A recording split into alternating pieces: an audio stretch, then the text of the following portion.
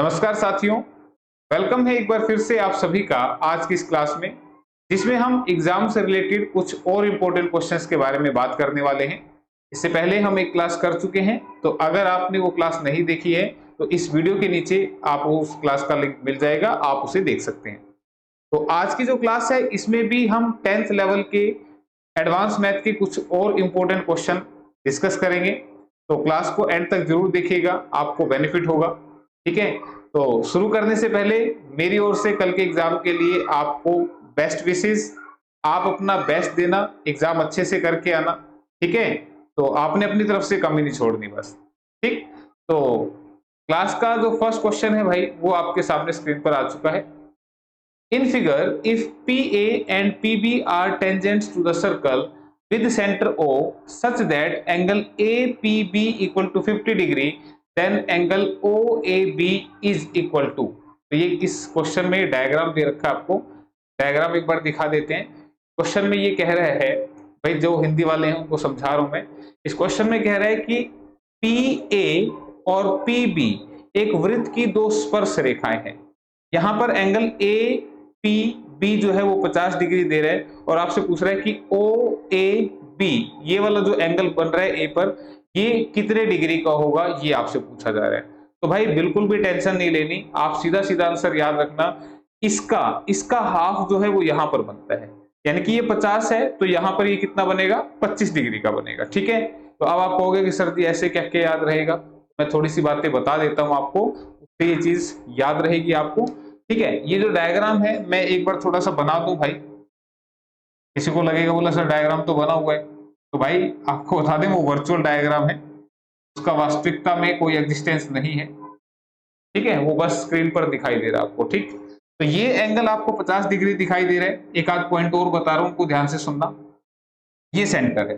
ठीक है, ये सेंटर से अगर मैं यहाँ इस टेंजेंट वाले पॉइंट पे मिलाऊंगा, जिसको पॉइंट ऑफ कॉन्टेक्ट बोलते हैं। ठीक है, ये जो लाइन है सर्कल को जहां टच करती है, इस पॉइंट को बोलते हैं पॉइंट ऑफ कॉन्टेक्ट। तो यहाँ पे जहां मिलाते हैं तो वो कितना बनता है, 90 डिग्री का बनता है। ये याद रखना। ठीक है, कहीं किसी ना किसी क्वेश्चन में इस्तेमाल हो सकता है ये। तो यहाँ सेंटर से इस पे मिलाऊंगा तो ये कितना बनेगा, 90 डिग्री बनेगा। ठीक है, तो मैंने इसको मिला दिया और ये मिला दिया। ठीक, हमें ये वाला एंगल बताना है कि ये कितना बनेगा। ठीक, अब इस बात को सुनो, आप दो तीन पॉइंट जो मैं बता रहा हूं याद रखना। यहां पे ये वाला जो एंगल है और ये वाला जो एंगल है, इन दोनों का टोटल कितना होगा, 180 होगा।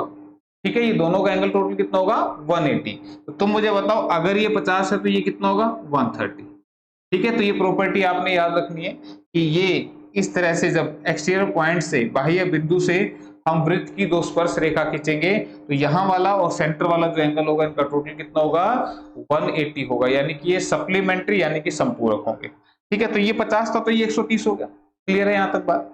अब मुझे एक बात बताओ, ये 130 हो गया तो इस ट्रायंगल की अगर मैं बात करूं, ठीक है, ट्रायंगल कौन सी है, ओ ए बी। इस ट्रायंगल की बात करूं तो ध्यान दे, ये भी रेडियस और ये भी रेडियस, ये दोनों क्या है, वृत्त की त्रिज्या है भाई। तो ये दोनों रेडियस हैं, तो इसका मतलब जितना एंगल ये होगा उतना एंगल ये होगा। अब तुम कहोगे सर जी ऐसे कैसे होगा। अरे भाई, एक आइसोसेलेस ट्रायंगल में, समद्विबाहु त्रिभुज में, समद्विबाहु त्रिभुज कौन सी होती है, जिसकी दो भुजाएं समान होती है। तो समान भुजाओं के सामने वाले कोण भी आपस में क्या होते हैं, इक्वल होते हैं। तो अगर कोई एक आइसोसेलेस ट्रायंगल है, समद्विबाहु त्रिभुज है, तो समान भुजाओं के सामने वाले, यानी कि इसके सामने ये है, इसके सामने ये है, ये कोण भी आपस में बराबर होते हैं। इसका मतलब जितना एंगल ये होगा उतना एंगल ये भी होगा। तो एक ट्रायंगल के तीनों कोणों का योग होता है 180 डिग्री, जिसमें से 130 ये है। तो जाहिर सी बात है 25 इधर रहेगा, 25 इधर रहेगा। ठीक है, 130 और 50 180, तो 25 ऊपर और 25 नीचे। तो ये कंसेप्ट से समझा दिया। लेकिन मैंने आपको बताया था कि अगर ऐसा क्वेश्चन आता है तो जितना यहां होगा उसका आधा वो यहां पर बनेगा। ठीक है, अगर यहाँ 60 होता तो आंसर फिर यहाँ पे 30 बनता, यहाँ फिर 30 बनता। क्लियर है, बात समझ में आ गई। और अगर आपसे कोई पूछ ले कि भाई ये वाला एंगल कितना बच गया, तो ये मैंने अभी बताया था कि ये पूरा है 90 डिग्री, ये पूरा है 90 डिग्री, तो 90 में से 25 निकाल देना, ये वाला एंगल भी पता लग जाएगा। ठीक है, बताई थी ये बात मैंने, तो ये आप याद रखेंगे। नेक्स्ट क्वेश्चन की ओर बढ़ते हैं। अगला क्वेश्चन,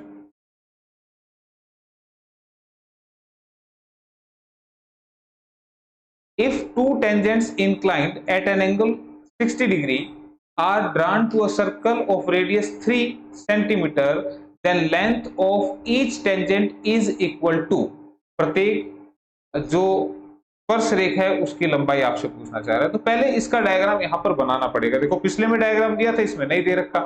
ये कह रहा है two tangents are inclined at an angle of 60 degree. एक वृत्त है भाई, उसकी दो स्पर्श रेखा है, एक स्पर्श रेखा ये होगी, एक स्पर्श रेखा ये होगी, और ये दोनों एक दूसरे पर 60 डिग्री से झुकी हुई है। ठीक है, ये जो एक दूसरे पर इंक्लाइंड है, झुका है, कितना है, 60 डिग्री पर है। क्लियर है। अब ये जिस सर्कल की टेंजेंट है, उस सर्कल का जो रेडियस है, उस सर्कल की जो त्रिज्या है वो कितनी है, 3 सेंटीमीटर, यानी कि ये आपको 3 सेंटीमीटर दे रखी है। ठीक है भाई, क्लियर है, ये 3 है, ये भी 3 है। तो आपसे पूछना क्या चाह रहा है भाई, आपसे पूछना चाह रहा है लेंथ ऑफ ईच टेंजेंट, यानी कि ये लंबाई बता दो, ये बता दो, चाहे ये बता दो, बात बराबर ही है। आपको बता दो, अगर ये पॉइंट P है, ये A है, ये B है, तो प्रॉपर्टी होती है कि अगर बाह्य बिंदु से वृत्त की दो स्पर्श रेखाएं खींची जाएंगी तो दोनों आपस में कैसी होंगी, समान होगी, यानी कि PA इक्वल टू PB होगा। क्लियर है, यहां तक ये बात समझ में आ गई। अब ये समझ में आ गई तो मुझे बतानी है PA, दोनों में से कोई भी, PA हमने बतानी है। तो हम क्या करेंगे, यहाँ पे हम यहाँ इसके बीचों बीच इसको यहाँ सेंटर से मिलाएंगे, यानी कि यहाँ से इसको जब हम सेंटर से मिलाएंगे तो ध्यान रखना ये एंगल भी 30 डिग्री का बनेगा और ये भी 30 का। क्यों, बिल्कुल बीचों बीच जाएगी ये इसके, है ना, बिल्कुल बीचों बीच इसके काट रही है, तो 30 ऊपर रहेगा, 30 नीचे रहेगा, कोई दिक्कत यहाँ तक नहीं होनी चाहिए। अब आप मुझे बताओ, अच्छा ये नीचे वाले ट्रायंगल बता रहा हूँ, देखो मैंने PA बोला था ना, मैं PB को निकाल के दिखा रहा हूँ, ये थोड़ा सीधी दिखेगी और दिक्कत तो वहां भी कोई नहीं थी, ये सीधी दिखेगी। तुम मुझे बताओ ये क्या है, 90 डिग्री है, मुझे ये निकालनी है, इसको मैंने x बोल दिया, मुझे ये x निकालनी है। ठीक है, तो x निकालनी है, ये 90 डिग्री हो गया, ये 3 सेंटीमीटर है, तो ये एक राइट एंगल ट्रायंगल बन रही है, एक समकोण त्रिभुज बन रही है। मैं इसको ना बाहर निकाल के बना देता हूँ, ठीक है, सीधी नहीं बनी, थोड़ी सी इसको बाहर निकाल के बना रहा हूं मैं ताकि आपको चीजें सही दिखें। ये 3 है, ठीक है, ये आपका 30 डिग्री है और ये x मुझे कैलकुलेट करनी है, और ये 90 डिग्री है, ये बताया था मैंने अभी। ठीक है, तो अब मुझे बताओ यहाँ पे मुझे ये x निकालना है, तो मैं कैसे निकालूंगा, यहाँ मैं इस्तेमाल करूंगा ट्रिग्नोमेट्रिक रेशियोज का, त्रिकोणमितीय अनुपात का। तो वो कैसे होंगे भाई, त्रिकोणमितीय अनुपात क्या कहता है, दो तरीके, मैं दोनों तरीके बता दूंगा, फिलहाल पहले इसको सुन लीजिएगा। मुझे बताओ ये साइड अपोन में ये साइड, यानी कि परपेंडिकुलर अपोन में बेस, यानी कि लंब अपोन में आधार, यानी कि परपेंडिकुलर अपोन में बेस, ये किसके बराबर होता है, ये टेंजेंट ऑफ थीटा के बराबर होता है। और थीटा यहाँ पर कितना दे रखा है, 30 डिग्री दे रखा है। क्लियर है, बात याद रखना। ये अपोन में ये 3 तरह की होती है, इसके अपोन में ये कर सकते हैं, इसके अपोन में ये कर सकते हैं, इसके अपोन में ये कर सकते हैं, 3 तरह की होगी। और इनके उल्टे कर दे तो 3 और हो जाएंगे। तो ये 6 तरह की ट्रिग्नोमेट्रिक रेशियो होती है सारे, इन्हीं को आप sign theta, cos theta, tan theta, ये इस तरह से नाम दिए गए इनके। ठीक है, तो फिलहाल ज्यादा लंबी बात हो जाए, इससे अच्छा ये है कि मैं सीधा कंसेप्ट पे कमांड दूं आपको कि परपेंडिकुलर ये साइड बटे में ये पड़ी साइड जहां पर एंगल बन रहा है, ठीक है, ये दोनों का जो रेशियो होगा वो टेंजेंट ऑफ एंगल के बराबर होता है। ठीक है, और टेंजेंट 30, इसके लिए आपको टेबल याद होनी चाहिए ट्रिग्नोमेट्री की। टेंजेंट 30 जो होता है, दिस इज इक्वल टू 1/√3, किसके बराबर होता है, 1/√3 के बराबर। ठीक है, तो बस सोल्व करने के लिए क्रॉस मल्टीप्लाई कर दें, x की वैल्यू आ जाएगी 3√3 और क्वेश्चन हो गया खत्म। आंसर आ गया 3√3, कहां लिखा है, ऑप्शन नंबर डी में लिखा हुआ, क्वेश्चन हो गया खत्म। ठीक है, इसके लिए तो मैंने भी पेन चला के सोल्व करके दिखाया, लेकिन आप इसको मुंह जुबानी भी कर सकते थे। मुंह जुबानी करने के लिए आप, मैं अभी 2-3 बातें बता देता हूं, वो याद रखना। उनसे अभी जो हाइट एंड डिस्टेंस के, ऊंचाई तथा दूरी के क्वेश्चन आएंगे ट्रिग्नोमेट्री के, वो भी फास्ट सोल्व होंगे। ये 3 तरह की टेबल हैं, एक तो जिसमें एंगल 30 बनेगा, ऐसे बना देता हूं सारी एक ही डायरेक्शन में। दूसरी जिसमें एंगल 60 बनेगा, और तीसरी जिसमें एंगल 45 बनेगा। याद रखना इनको तीनों को। अगर ये 30 है तो याद रखना 30 के सामने वाली साइड को 1 लेना है, इसको √3 लेना है, इसको 2 लेना है। ये जो मैं लिख रहा हूं ना यहाँ पे, आपको बता दे, ये ट्रिग्नोमेट्री टेबल सिखा रहा हूं मैं तुम्हें। ट्रिग्नोमेट्री टेबल सीख जाओगे अगर तुम ये सीख जाओगे तो। ठीक है, अगर ये 60 है तो भाई इसको √3 लेना है, इसको 1 लेना और इसको 2 ही लेना है। ठीक है, 30 वाले में यहाँ 1 है और 60 वाले में यहाँ √3 है, यानी कि ये इंटरचेंज कर रखी है। यानी कि एक इधर लिख दिया √3, ये पलट दी, और यहाँ तो 2 ही रहेगा। ये पाइथागोरस थ्योरम से आ रखा है। यहाँ पे पाइथागोरस लगाओगे ना, पाइथागोरस कैसे लगेगी, 1 का स्क्वायर प्लस √3 का स्क्वायर, और इसका रूट कर देना, देखना ये 2 आएगा, स्क्वायर से रूट कट गया, ये तो 3 बन गया, 3 और 1 4, 4 का रूट 2 है। 45 हो तो भाई इसका नाम 1 है, इसका नाम 1 है, और इसका नाम √2 है। ठीक है, ये बातें अगर आपने याद रख ली तो यही वाला क्वेश्चन अब देखना कितना फास्ट हो जाएगा। कैसे, तो मुझे बताओ, अगर ये 30 डिग्री है, ठीक है, अगर ये 30 डिग्री है तो ये वाली टेबल बनी, ये टेबल बनी, तो 30 के सामने क्या होता है 1, तो 1 की वैल्यू 3 है। अब कंपेयर करना है यहाँ पे, और मुझे चाहिए किसकी, √3 की। ये 1 है, ये √3 हुआ ना, इसके हिसाब से। तो 1 की वैल्यू क्वेश्चन में 3 दे रखी है, तो √3 की क्या होगी, 3 √3, और क्वेश्चन हो गया खत्म। खत्म हो गया क्वेश्चन, बस ये आंसर था, यही था ना। अरे भाई, अगर एक टॉफी 3 रुपए की है तो 5 टॉफी कितने की होंगी, तो 5 3 15 की होंगी। तो एक की वैल्यू 3 है तो √3 ज्यादा हो गया ना, तो ज्यादा की वैल्यू के लिए मल्टीप्लाई करना होता है, बस मल्टीप्लाई कर दिया, आंसर आ गया। तो ऐसे आप क्वेश्चन कर सकते हैं, 3 टेबल याद रख के। ठीक है, इससे बेनिफिट होगा आपको जब मैं आगे क्वेश्चन और कराऊंगा। ठीक है, तो फिलहाल ये क्वेश्चन मैंने बताया आपको। ठीक, तो आंसर समझ में आ गया होगा। नेक्स्ट क्वेश्चन की बात कर लेते हैं। अगला क्वेश्चन,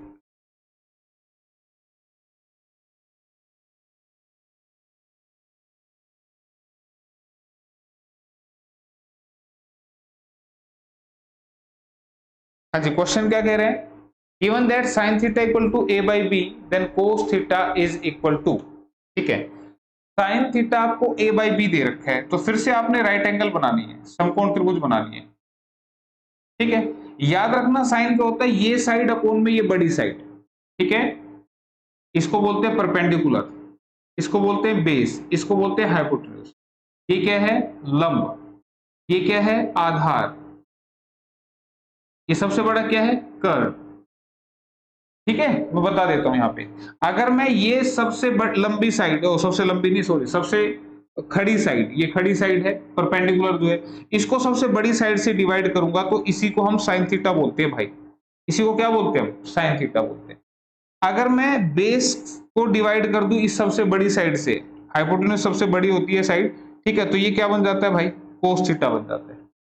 और अगर मैं इसको इससे डिवाइड कर दूं, ये मैंने अभी बताया था, अगर p को b से डिवाइड कर दूं तो ये क्या बन जाता है, टेन थीटा बन जाता है। क्या ये बात समझ में, साइन कोस टेन पता लगा क्या होता है, ये याद रखना और ये याद रखना, बस फिर क्वेश्चन अपने आप हो जाएंगे। अच्छा, इसी को मैं उल्टा कर दूं, ये p बाई एच था, इसको h बाई पी कर दूं, तो ये साइन का उल्टा कोसिकेंट थीटा बन जाएगा। p बाई एच को उल्टा यानी कि h बाई बी कर दूं, तो कोस का उल्टा सीकेंट बन जाएगा। और इसको मैं उल्टा कर दूं यानी कि b बाई पी कर दूंगा, तो ये टेंजेंट थीटा का उल्टा कोट थीटा बन जाएगा। ठीक है, तो ये 6 तरह की ट्रिग्नोमेट्री रेशियो होती हैं। तो आपके क्वेश्चन में दे रखा है sine theta equal to a by b, तो साइन क्या होता है, अब यहां नहीं देखना, इसको नहीं देखो, देखो मैं ऐसे याद करा रहा हूं। साइन क्या होता है, ये अपोन में ये, कोस क्या होता है, ये अपोन में ये, टेंजेंट क्या होता है, ये अपोन में ये, बस ये 3 याद रखना, 3 इनके उल्टे हैं। तो इसने क्वेश्चन में बोल दिया कि sine theta a by b है, यानी कि ये a बाई बी लिखा हुआ है, तो आपसे कोस थीटा पूछ रहा है, तो कोस थीटा होगा ये बाई ये, तो ये मुझे निकालना पड़ेगा। और ये कैसे निकलेगा, पाइथागोरस थ्योरम से। पाइथागोरस थ्योरम कैसे लगानी है, राइट एंगल ट्रायंगल में अगर सबसे बड़ी साइड है तो इसके स्क्वायर में से आप छोटी साइड का स्क्वायर माइनस करके स्क्वायर रूट ले देना, ये आपका आंसर आ गया। ठीक है, ये कब करना है, जब सबसे बड़ी साइड आपके पास हो, तो इसके स्क्वायर में से इसका स्क्वायर माइनस करके रूट ले देना।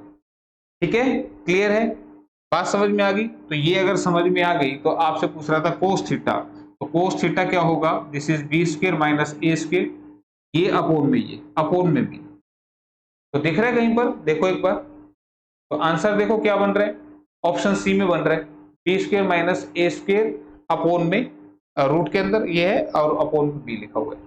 ठीक है, आंसर ऑप्शन नंबर सी बनेगी। क्लियर, तो कोई मुश्किल नहीं था भाई, कभी तुमको कि लो ये तो यार समझ ही नहीं आ रहा, तो आसान सी चीजें हैं, थोड़ा सा ध्यान रखना बस, जैसे बता रहा हूं। अगले क्वेश्चन में कह रहा है कि the value of tan 1 tan 2 tan 3 up to tangent 89, तो याद रखना आंसर कितना आएगा, 1 आएगा। ठीक है, क्यों आएगा 1, उसके लिए भी मैं बता देता हूं। देखो tan 1 इंटू में टेंजेंट ऑफ 89, ठीक है, ये आपको दे रखा है। ठीक, तो टेंजेंट 1 डिग्री और टेंजेंट 89 डिग्री का जब भी आप प्रोडक्ट करेंगे तो ये किसके बराबर होगा? 1 के बराबर होगा। क्यों होगा? इसके लिए आप या तो वो क्वाड्रेंट वाला कंसेप्ट मुझे समझाना पड़ेगा, ठीक है? तो मैं क्वाड्रेंट वाला कंसेप्ट समझाऊं इससे अच्छा मैं एक बात आपको बताता हूं कि टेंजेंट और कोट उल्टे होते हैं, ठीक है? टेंजेंट थीटा और कोट थीटा ये एक दूसरे के उल्टे हैं, ठीक है? क्लियर है? तो मतलब क्या कि अगर टेन थीटा 5 है तो कोट थीटा 1/5 है। सिंपल सी बात, आप तो समझ में आ रही होगी बात। टेन थीटा की जो वैल्यू कोट थीटा के लिए इसका उल्टा कर दो, कोट की वैल्यू आ जाएगी, ठीक?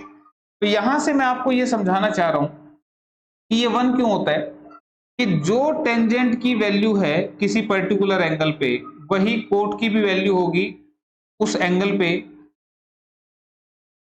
जब इनका टोटल 90 होगा, ठीक है? जब टोटल कितना होगा? 90 होगा। अब इसको समझाने के लिए मुझे वो टेबल बना के एक बार थोड़ी सी दिखानी पड़ेगी। मैं एक काम करता हूँ, फटाफट से बना देता हूँ, थोड़ी सी बना देता हूँ। टेबल बता रहा हूँ ये आपको, ये एंगल्स पे देखनी है आपको, 0 पे, 30 पे, 45 पे, 60 पे और 90 पे। ये होता है 0, 1/2, 1/√2, √3/2 और ये 1। ठीक है भाई, क्लियर है? फिर साइन की लाइन आपने याद रख लेनी है, 0, 1/2, 1/√2, √3/2 और 1। और कोस के लिए क्या करना है? इसको पीछे से लिखना शुरू कर देना। तो पीछे से लिखूंगा तो ये 1 आएगा, फिर इसको लिखूंगा √3/2 आएगा, ये 1/√2 आएगा, ये 1/2 आएगा और ये लास्ट वाला 0 आएगा। ठीक है, इतनी बात समझ में आई? इतनी समझ में आ गई तो फिर टेंजेंट थीटा ये किसके बराबर होता है? याद रखना, ये भी sine theta by cos theta के बराबर होता है। टेन थीटा किसके बराबर होगा? Sine theta by cos theta, यानी कि 0/1 कितना होगा? 0। 1/√2 अपॉन में सॉरी 1/2 अपॉन में √3/2, तो 2 से 2 कट गया तो 1/√3। ये अपॉन ये करूंगा तो 1 आएगा, ये अपॉन ये करूंगा तो 2 से 2 कट जाएगा, ये आएगा। 1/0 क्या आएगा? अनडिफाइंड या इंफिनिटी, जैसा भी आप ठीक समझे। 1/0 इज इंफिनिटी या अनडिफाइंड, ठीक है? क्लियर? तो इसके आगे बनता है कोट थीटा। ये टेबल बनाने का तरीका बता रहा। कोट के लिए पीछे से फिर से वैल्यू लिख देते हैं, ये आ जाएगा √3 आ जाएगा, 1 आएगा, 1/√3 आएगा और लास्ट में 0 आएगा, ठीक है? तो यहां से मैं ये जो कंसेप्ट सिखा रहा था कि टेंजेंट 30 की जो वैल्यू है वही कोट 60 की भी होगी। तुम यहाँ पे देख लो, टेंजेंट 30 कितनी वैल्यू है भाई? 1/√3। और कोट 60 की वैल्यू भी कितनी है? 1/√3। अब तुम कहोगे ऐसे कैसे हो रहा है? अरे भाई तुम मुझे बताओ, मैंने एक लाइन सीधी लिखी है और दूसरी लाइन के लिए मैं इसको पीछे से लिखना शुरू कर रहा हूँ। भाई पहले 1 आ गया, फिर √3/2 आ गया, फिर ये आ गया, फिर ये इधर आ गया, फिर ये इधर आ गया। तो आपको बता दूं, इनका नाम है पड़ोसी। इन दोनों का नाम क्या है? पड़ोसी। इन दोनों का नाम भी क्या है? पड़ोसी। साइन थीटा कोस थीटा पड़ोसी, टेन थीटा कोस थीटा पड़ोसी। इसी तरह से इसके बाद आता है सीकेंट थीटा और कोसिकेंट थीटा, ये भी आपके पड़ोसी। ये भी क्या है? पड़ोसी। तो ये पड़ोसी आमने सामने कब खड़े होंगे? जब इनके एंगल का टोटल कितना बनेगा? 90 बनेगा, ठीक है? क्लियर है? तो ये पड़ोसी कहां होंगे? आमने सामने होंगे। तो इसी कंसेप्ट को मैं यहां पे लगा सकता हूं। कैसे? मैंने कहा टेंजेंट 1 वही होगा जो कोट 89 पे होगा। क्यों भाई? बात तो समझ में? अरे भाई 1 और 89 टोटल 90 बन रहा है ना। देखो ये टेंजेंट और कोट आमने सामने कब होंगे? मैंने कहा था टेंजेंट 1 वही होगा जो कोट 89 पे होगा। दोनों सेम ही तो है ना? और बताया मैंने ये 90 होना चाहिए टोटल, तो ये 90 बन गया ना टोटल। तो जहां पे tan 1 लिखा था मैंने उसकी जगह पे क्या लिख दिया? कोट 89 लिख दिया, 89 लिख दिया। अब ये है सीधा, ये है उल्टा, और सीधा और उल्टा प्रोडक्ट करके हमेशा क्या देगा? 1 देगा। देख लो, ये है सीधा, ये है इसका उल्टा, इनकी प्रोडक्ट करके देख लो भाई, तुम अपने आप पता लग जाएगा क्या देगा? 1 देगा, ठीक है? तो सीधे और उल्टे की मल्टीप्लाई हमेशा 1 देती है आपको। तो यहाँ पे आपने याद रखना है कि इस टाइप के अंदर ये कॉम्बिनेशन बन रहा है। 1 का बनेगा 89 के साथ, 2 का बनेगा इससे पीछे 88 के साथ, 3 का बनेगा 87 के साथ। इस तरह से ये कॉम्बिनेशन बनेंगे, और ये कॉम्बिनेशन जब बनेंगे तो 2 का मिलकर प्रोडक्ट कितना बनेगा? 1। 2 के कॉम्बिनेशन बन जाएंगे, लेकिन ये भाई साहब बच जाएंगे बीच में, जो कि ऑलरेडी 1 होते हैं। देखो टेंजेंट 45 की वैल्यू कितनी होती है? 1 लिखी है मैंने। टेंजेंट 45 कितना होता है? 1 होता है। तो ये भाई साहब पहले से ही 1 है। तो 1 × 1 × 1 × 1 इस तरह से जो प्रोडक्ट बनेगी तो आंसर भी कितना बनेगा? 1 बनेगा। तो आंसर ऑप्शन पर बी रहेगा इसका। ठीक है, इसी में क्वेश्चन ऐसे भी आ सकता है, जैसे ये टेंजेंट का था ना, ऐसी कोट में भी आ सकता है, ऐसी कोस में भी आ सकता है। तो मैं वो क्वेश्चन लिख के बता दे रहा हूं, टेबल भी मैंने बताई आपको। जैसे मैंने अभी बताया था कि अगर ये क्वेश्चन ऐसे आ जाए, cot 1, cot 2, cot 3 up cot कोट 89, तो आंसर इसका भी 1 ही आएगा। लेकिन अगर ये कोस में आ जाए, सॉरी, कोस 1, कोस 2, कोस 3, तो कोस वाला जो क्वेश्चन बनेगा वो कोस 179 तक जाएगा। ठीक है, तो इसका जो आंसर बनेगा वो 0 बनेगा, याद रखना। अब बोलेगे ऐसे कैसे होगा, तो आपको बता दूं, जैसे मैं इसको लिखूंगा तो बीच में कोस 90 भी आएगा, और अभी मैंने टेबल बनाई थी तो देखना उसमें कोस 90 की वैल्यू 0 होती है। तो कोस 90 0 हुआ तो इसका मतलब 0 इंटू समथिंग करूंगा तो वो सारा ही क्या हो जाएगा, 0 हो जाएगा। ठीक है, तो ये कुछ फॉर्मेट है, याद रखना। ठीक है, अगला क्वेश्चन,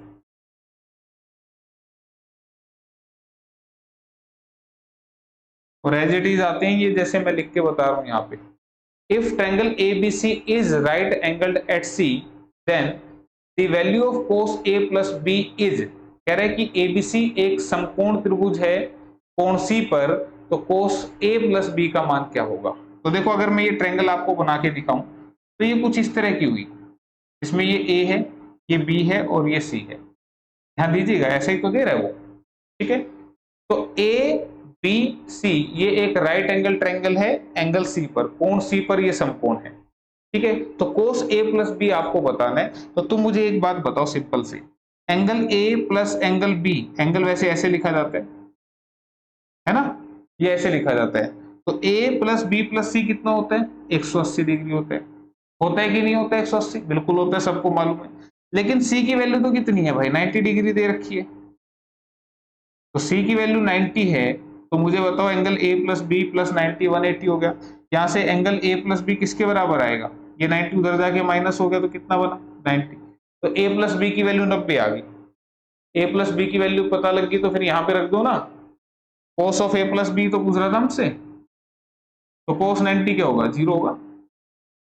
ठीक है, ये ध्यान रखना, यही आपसे पूछा जा रहा था, तो आंसर ऑप्शन नंबर ए बन गया, खत्म हो गया क्वेश्चन। cos 90 क्या होता है, 0, cos 0 क्या होता है, 1 होता है, 0 पे 1 होता है। ठीक है, अभी टेबल में दिखाया था आपको। चलो अगला क्वेश्चन, इस वाले क्वेश्चन की पहचान कर लो जो अभी स्क्रीन पे दिखाई दे रहा है।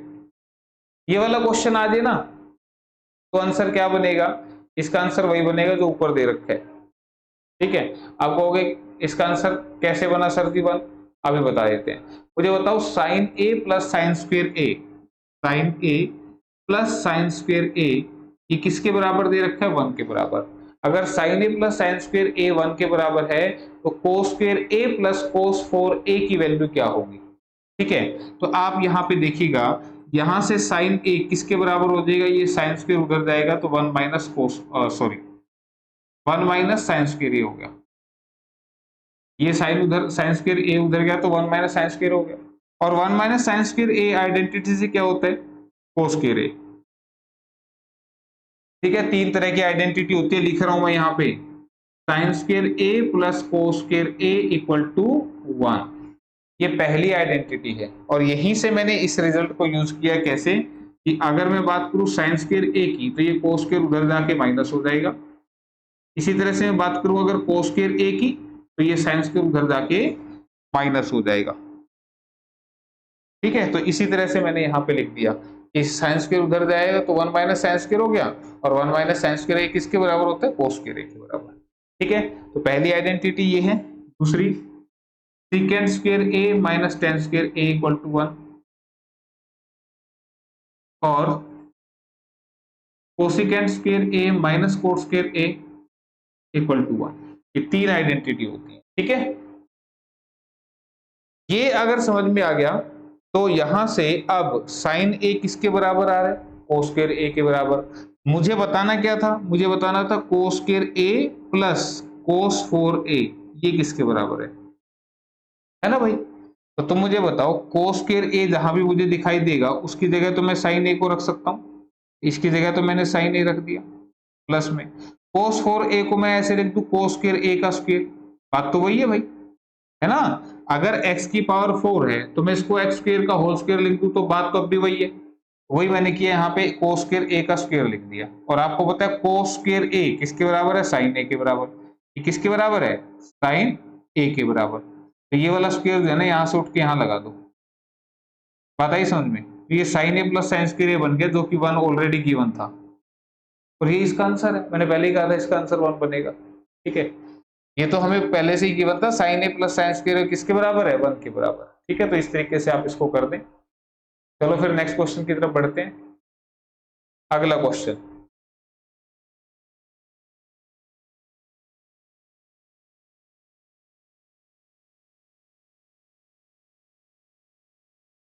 ये कह रहा है if sine theta minus cos theta equal to 0 then the value of sine 4a plus cos 4a is.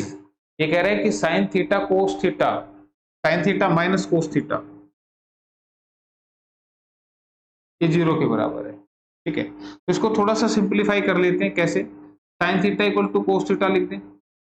देखो इसको करने के भी अलग अलग तरीके हैं, और तरीका भी क्या हो सकता है, ट्रिग्नोमेट्रिक रेशियो से भी हो सकता है। वो कैसे होगा, मैं दोनों साइड कोस थीटा से डिवाइड कर दूं, साइन बाई कोस क्या बन गया, टेन थीटा, टेन थीटा बन गया, तो कोस बाई कोस क्या बन गया, 1 बन गया।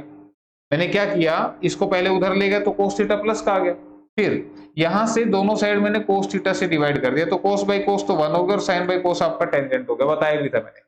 और टेंजेंट 1 कहां होता है, टेंजेंट 1 होता है टेंजेंट 45 पे। ये बात भी अभी मैंने टेबल में बताई थी कि टेंजेंट 1 होगा टेंजेंट 45 पे। इसका मतलब यहां से थीटा कितना दिखाई दे रहा मुझे, 45 डिग्री। यहां से थीटा मुझे 45 डिग्री दिखाई दे रहा है, तो मुझसे पूछ रहा था कि साइन 4 थीटा प्लस में कोस 4 थीटा क्या होगा, यानी कि साइन ऑफ 45। थीटा की वैल्यू तो पता लग गई ना मुझे, ये बात आई समझ में। थीटा की वैल्यू 45 है, तो मैंने थीटा की वैल्यू रख दी। तो साइन 45 कितना था, 1/√2। टेबल में सिखाया मैंने पहले, ये तो शुक्र है मैंने पहले ही समझा दी। और cos 45 भी क्या होगा, सेम ही होगा 1/√2, ठीक है। तो इसको जब मैं सोल्व करूंगा तो 1/√2 1/√2 1/√2 1/√2 कितनी बार मल्टीप्लाई होगा, 4 बार। तो कितना देगा, 1/4 देगा। सिमिलरली ये कितना देगा, 1/4 देगा, ठीक है। किसी को कोई दिक्कत आपत्ति है तो मैं करके भी दिखा रहा हूं यहाँ पे।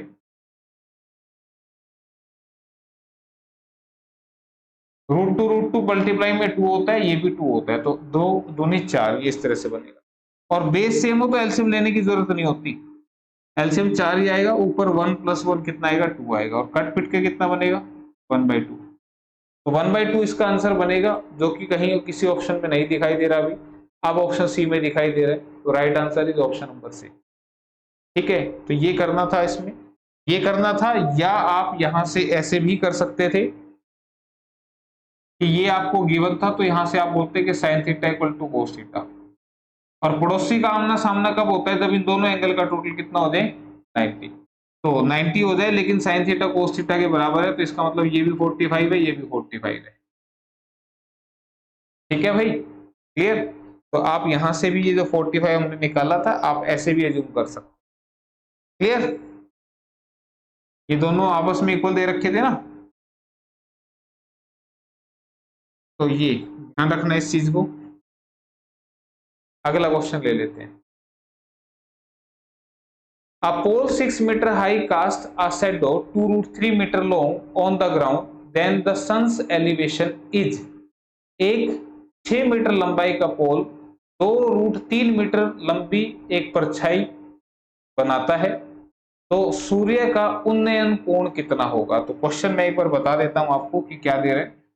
यहाँ पे एक 6 मीटर लंबा एक पोल है, दिस इज अ पोल, इसकी हाइट कितनी है, 6 मीटर, क्लियर है। ये ग्राउंड पे एक शैडो बनाता है 2√3 मीटर की। आपसे ये पूछ रहा है एंगल कितना होगा, ये वाला बता दो भाई, ठीक है। तो आप मुझे एक बार बताइए, इसको आप जो करने का तरीका है वो शॉर्टकट वाला इस्तेमाल करेंगे क्या, कि यहाँ पे एंगल दे रखा होता तो हम इसकी वैल्यू रख लेते थे, लेकिन ये एंगल दे नहीं रखा, वही हमसे पूछ रहा है। तो हम क्या करेंगे इस सिचुएशन में, हम इन दोनों का रेशियो चेक करेंगे। देखो मेरे पास ये दोनों है ना, इन दोनों का मैं रेशियो चेक करके देख लेता हूँ ये वैल्यूज क्या बनेगी। तो 6 अपोन में 2√3 लिख दिया, और रेशियो में ध्यान रखना इसको ऊपर लिख ले, इसको नीचे लिख ले, ठीक है। 2 से काटा, 3 पे कटा, ये बन गया 3/√3। ये पैर में रूट अच्छा नहीं लगता, इसको हटाने के लिए इसी से मल्टीप्लाई, इसी से डिवाइड कर दो। ऊपर में कितना बन गया 3√3, और √3 मल्टीप्लाई करके बन गया 3, इससे घटाइए, दिस बिकम्स √3, ठीक है। तो ये साइड अपोन में ये साइड, रेशियो कितना दे रही है √3 और 1 का। √3 लिखूं या √3 अपोन में 1 लिखूं, बात तो बराबर ही है। तो ये साइड अपोन में ये साइड, तो ये कितना रेशियो दे रही है √3 अपोन में 1, यानी कि ये √3 ये 1 है। और याद करो मैंने कहा था ये √3 कब आएगा, जब यहाँ पे 60 डिग्री होगा, तब ये √3 आएगा। तो 60 इसका मतलब इस क्वेश्चन का एंगल है, जो कि ऑप्शन नंबर ए में लिखा हुआ है। क्लियर है। तो ये 3 टेबल बड़ी खास थी, जिनसे क्वेश्चन आपके अच्छे होंगे, ठीक है। तो फिलहाल नेक्स्ट क्वेश्चन आ चुका हमारा कोऑर्डिनेट ज्योमेट्री का, तो एक बार ट्राई कर सकते हैं आप।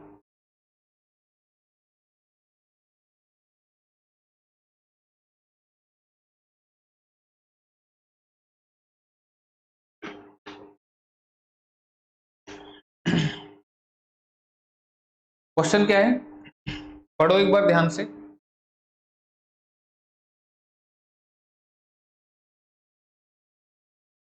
The distance of the point P 2,3 from the x-axis is, ये कह रहा है कि एक बिंदु है P 2,3, इसका डिस्टेंस x अक्ष से कितना होगा, x अक्ष से, x एक्सिस से इसका डिस्टेंस कितना होगा। तो ध्यान दीजिएगा, इसका जो डिस्टेंस होगा वो 3 होगा। बिल्कुल आसान है, कैसे थोड़ा समझाता हूं आपको। ये ऐसे आप बनाते हैं इसको, जब ग्राफ बनाते हैं ना, इस तरह से ग्राफ बनाए जाते हैं, ठीक है। ये पॉजिटिव एक्स एक्सिस होता है, यहाँ पे पॉजिटिव एक्स की वैल्यू आती है। This is negative x axis, इधर हम बनाएंगे तो ये negative, this is negative x axis, यहाँ पे एक्स की नेगेटिव वैल्यू होती है। इसी तरह से ये ऊपर की तरफ ये पॉजिटिव वाई एक्सिस होता है, ठीक है। और नीचे में क्या होता है, -1, -2, -3, -4, नेगेटिव वाई एक्सिस, ठीक है। ये इस तरह से होता है आपका। तो यहाँ पे जो पॉइंट है वो 2,3 है, तो 2,3 का मतलब उसमें x की वैल्यू तो 2 है और y की वैल्यू 3 है। तो x की वैल्यू 2 यहाँ पे है, y की वैल्यू 3 यहाँ पे, तो ये वाला जो पॉइंट है इसी का वो जिक्र कर रहा है। ध्यान रखना, पहली वैल्यू x की होती है और दूसरे वाली वैल्यू y की होती है। क्लियर है। तो इस पॉइंट की बात कर रहा है, वो कह रहा है कि ये वाला जो पॉइंट है ना भाई साहब, ये x एक्सिस से कितनी दूरी पर है। तो तुम मुझे बताओ यहाँ से कितनी दूर गया, जितनी दूर y वाला पॉइंट है, यानी कि 3 सेंटीमीटर दूर गया। तो आंसर क्या बनेगा, ऑप्शन नंबर बी बनेगा। पूछे ये y एक्सिस से कितना दूर है, तो जितनी x की वैल्यू है, यानी कि 2 सेंटीमीटर दूर है। तो ये ध्यान रखना वो कौन सी एक्सिस से पूछ रहे हैं, ठीक है। तो x एक्सिस से दूरी पूछेगा तो y वाली बतानी है, y एक्सिस से पूछेगा तो x वाली बता देना। चलो अगला क्वेश्चन। अगले क्वेश्चन में, if the distance of the point P -6,8 from the origin is, कोई एक पॉइंट दे दिया भाई -6,8, ठीक है। ये अभी मिटाया नहीं हमने, हम ये भी देख लेते हैं कि किस क्वाड्रेंट में कौन कौन से पॉइंट कैसे होंगे। ये फर्स्ट क्वाड्रेंट होता है भाई, ये सेकंड होता है, ये थर्ड होता है और ये फोर्थ होता है। इस क्वाड्रेंट में x की वैल्यू यहां से आएगी, y की इस लाइन पे से आएगी, यानी कि x और y दोनों ही पॉजिटिव होते हैं।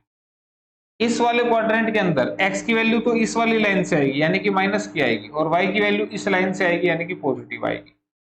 इस वाले खाने के अंदर x की वैल्यू इस नेगेटिव लाइन से, y की वैल्यू इस नेगेटिव लाइन से, तो -x -y।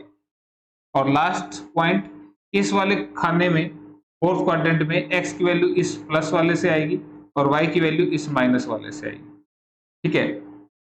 तो ये पॉइंट कई बार पूछ लेते हैं कि किस क्वाड्रेंट में होगा। जैसे मान लो ये पॉइंट पूछ लेता कि P -6,8 किस क्वाड्रेंट के अंदर आएगा, तो x माइनस है, ये हो गया, और 8 पॉजिटिव है, इसका मतलब ये इस क्वाड्रेंट के अंदर होगा -6,8। x की वैल्यू -6 आएगी और y की वैल्यू 8 से ले ली जाएगी, ठीक है। तो सेकंड क्वाड्रेंट में होगा।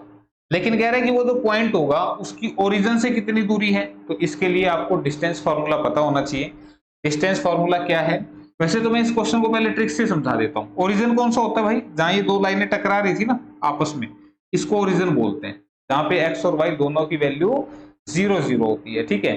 तो अगर ये क्वेश्चन आ जाए, डिस्टेंस आपसे पूछ रहा है ओरिजिन से दूरी, यानी कि ओरिजिन को क्या बोलते हैं, ठीक है, देख लेना क्या बोलते हैं, फिलहाल वो मैटर नहीं कर रहा। ठीक, तो डिस्टेंस आपसे पूछ रहा था, तो आपने सीधा क्या करना है, जो भी वैल्यू दे रखी है उनके स्क्वायर करके ऐड कर देना, बस खत्म हो गया काम, और रूट ले देना। ये बन गया 36, 8 8 64, ये बन गया 100 और ये बन गया 10, खत्म हो गया। आंसर कितना बनेगा, 10 सेंटीमीटर, ऑप्शन सी में लिखा हुआ है। याद रहेगी बात, ठीक है। मैं डिस्टेंस फॉर्मूला भी आपको लिख के दिखा देता हूं कि व्हाट इज डिस्टेंस फॉर्मूला। दो बिंदुओं के बीच की दूरी किससे निकालते हैं, डिस्टेंस फॉर्मूला से निकालते हैं। अगर ये कोई पॉइंट है P, इसके कोऑर्डिनेट है x, y, एक्स वाई नहीं लो, x1 y1 ले लो। ये कोई दूसरा पॉइंट है Q, जिसके कोऑर्डिनेट है x2 y2, ठीक है भाई, x1 y1 x2 y2। तो इनके बीच का जो डिस्टेंस है तो डिनोट किया हमने d से, तो डिस्टेंस क्या होगा, x1 माइनस x2 का whole square plus y1 minus y2 का whole square under the root, ठीक है। या इसी फॉर्मूले को आप ऐसे भी लिख सकते हैं, x2 माइनस x1 का whole square plus y2 minus y1 का whole square under the root, ठीक है। तो ये ध्यान रखना है आपने, x1 माइनस x2 भी हो सकता है और x2 माइनस x1 भी हो सकता है, ठीक है, इससे कोई गलत नहीं आएगा आंसर, ठीक। तो जब हमारा क्वेश्चन जो दे रखा था उसमें हमारा ये -6,8 दे रखा था और ये 0,0 था, ओरिजिन वाला पॉइंट था ना ये, तो -6 में से 0 जाएंगे तो -6 ही रहेंगे, 8 में से 0 जाएंगे तो 8 ही रहेंगे, इसलिए मैंने इनका सीधा स्क्वायर करके रूट ले दिया था। भाई वो लिखा क्यों, ये भी मैंने आपको समझा दिया, ठीक है। तो अब डाउट रहना नहीं चाहिए किसी को, कभी कोई कहे बोला जी समझ में ही नहीं आ रहा, ठीक है, सुन लेना भाई दोबारा से एक बार, कहीं पे कोई डाउट आता है तो।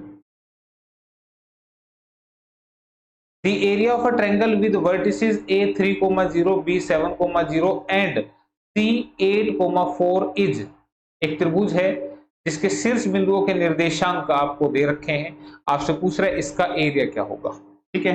तो एरिया का जो फॉर्मूला होता है वो होता है हाफ इंटू मॉडुलस फंक्शन के अंदर x1 y2 minus y3 plus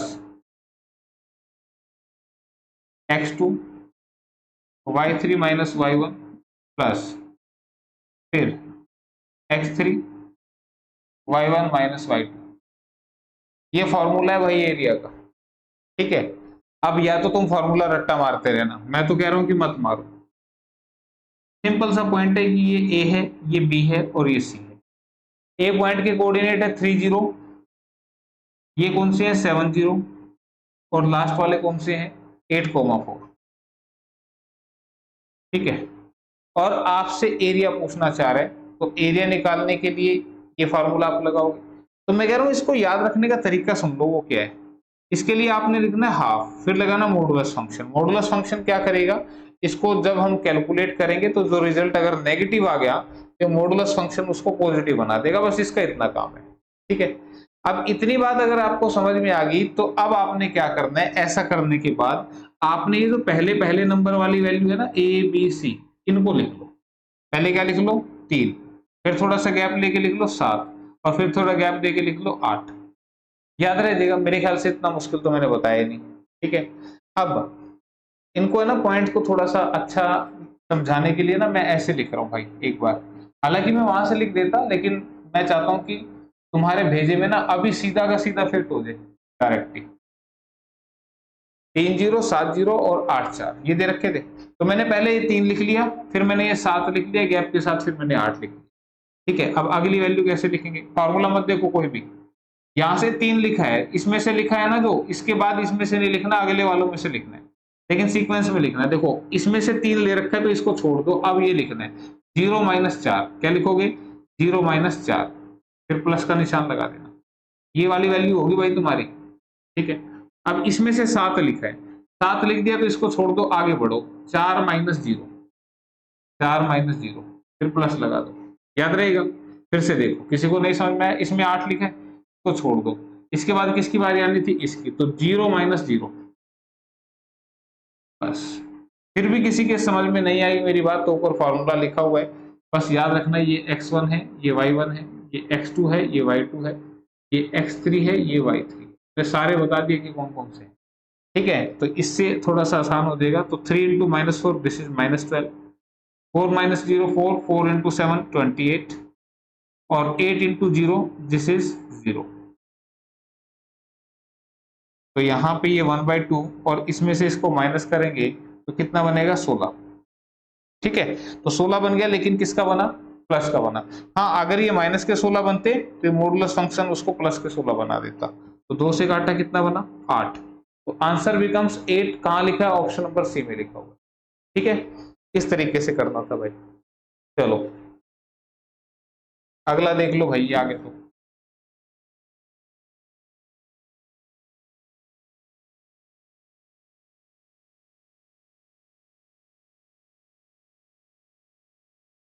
the point which lies on the perpendicular bisector of the line segment joining the points a minus 2 comma minus 5 and b 2 comma 5 is, ये कह रहा है कि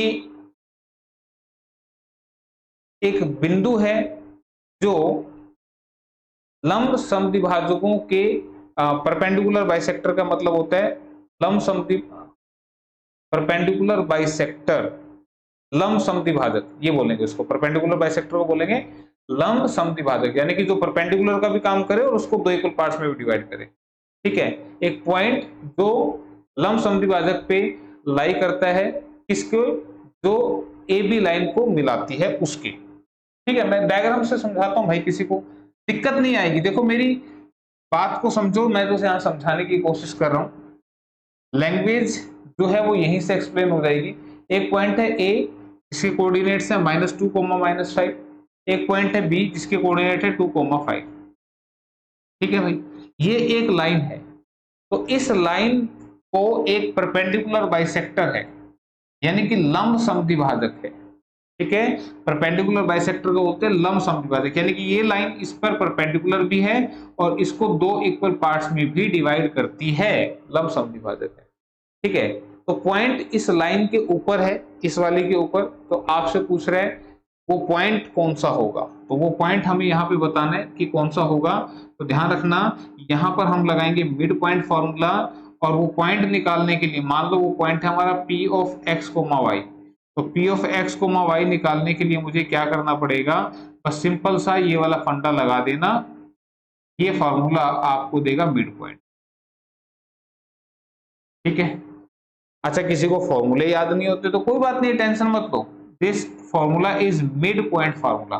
तो अगर ये बिल्कुल इसके मिड में है तो आप पहले पहले वाले दोनों उठा लो, इनको प्लस करके 2 से डिवाइड कर देना, फिर ऐसे ही दूसरे दूसरे वाले उठा लो। तो मुझे बताओ 0/2 और 0/2 कितना बनेगा? 0 0 बनेगा। बस ये आंसर है। तो answer become 0 0, option number A में लिखा हुआ है।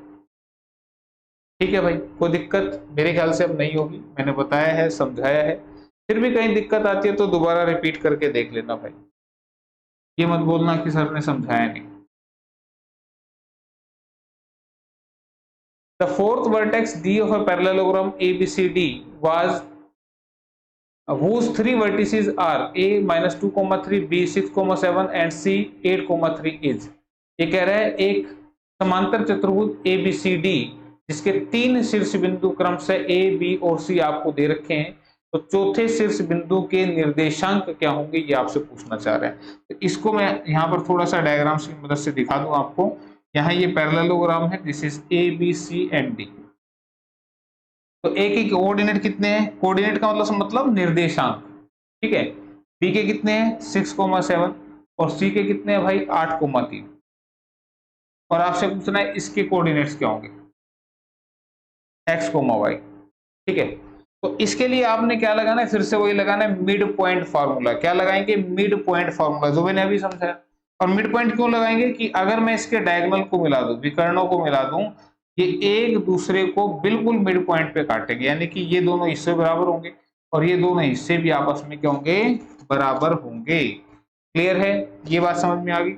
अगर ये बात आपको समझ में आ गई भाई, तो अब मुझे एक बात बता दो सिंपल सी, ये पॉइंट इन दोनों के बिल्कुल बीच में पड़ता है ना, तो इसका मतलब ये मिड पॉइंट हुआ। ठीक है।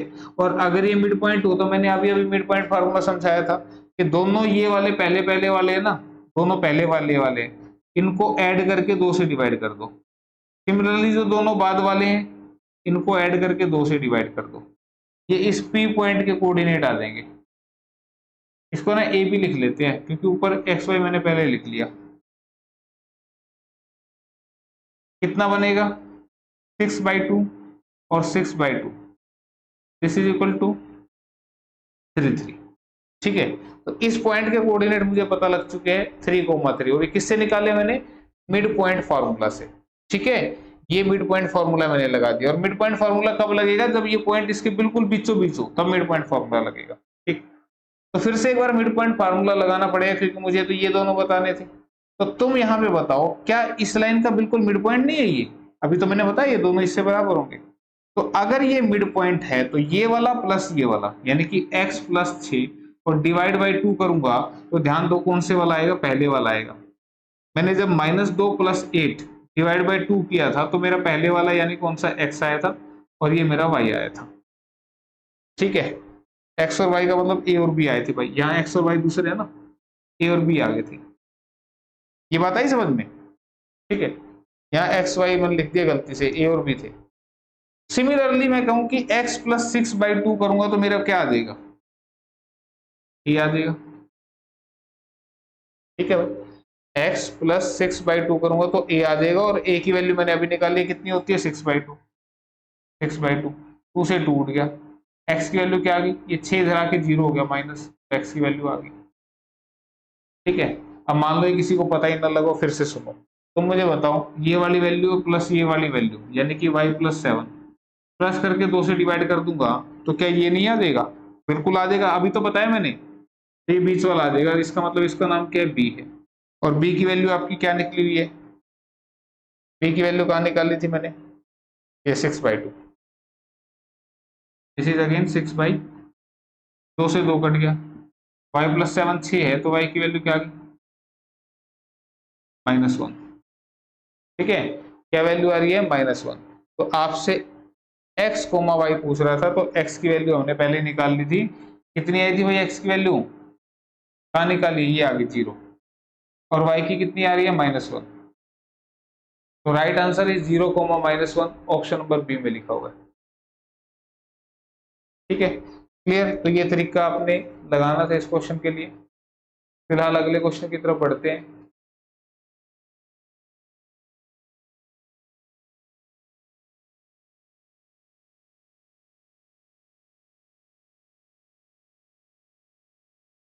ठीक है,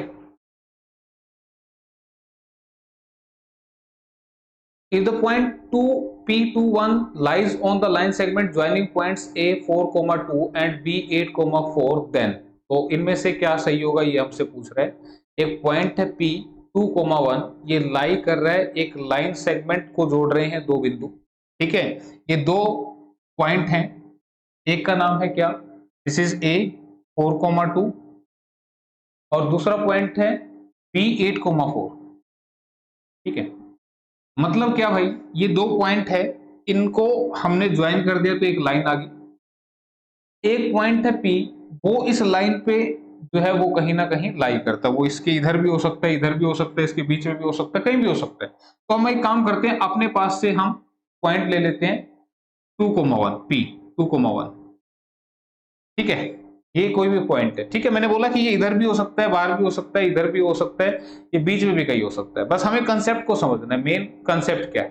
ठीक है, तो अब यहाँ पे ये कह रहे हैं कि तो इनमें से कौन सा सही होगा। तो यहाँ पे देखो जिक्र है एपी का, एबी का, पीबी का, एपी, पीपी, पीबी, इनका जिक्र हो रहा है। तो हम क्या करते हैं, यहाँ पे मैंने एक जो डिस्टेंस फॉर्मूला आपको लिखवाया था, उस डिस्टेंस फॉर्मूले को लगाते हैं और यहां से हम एपी निकाल लेते हैं, एक हम पीबी निकाल लेते हैं और एक हम एबी निकाल लेते हैं।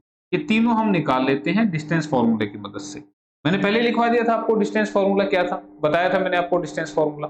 ठीक है, अब डिस्टेंस फॉर्मूला बताया तो था, अब एक काम करते हैं, इसको लगाते हैं थोड़ा सा फास्ट।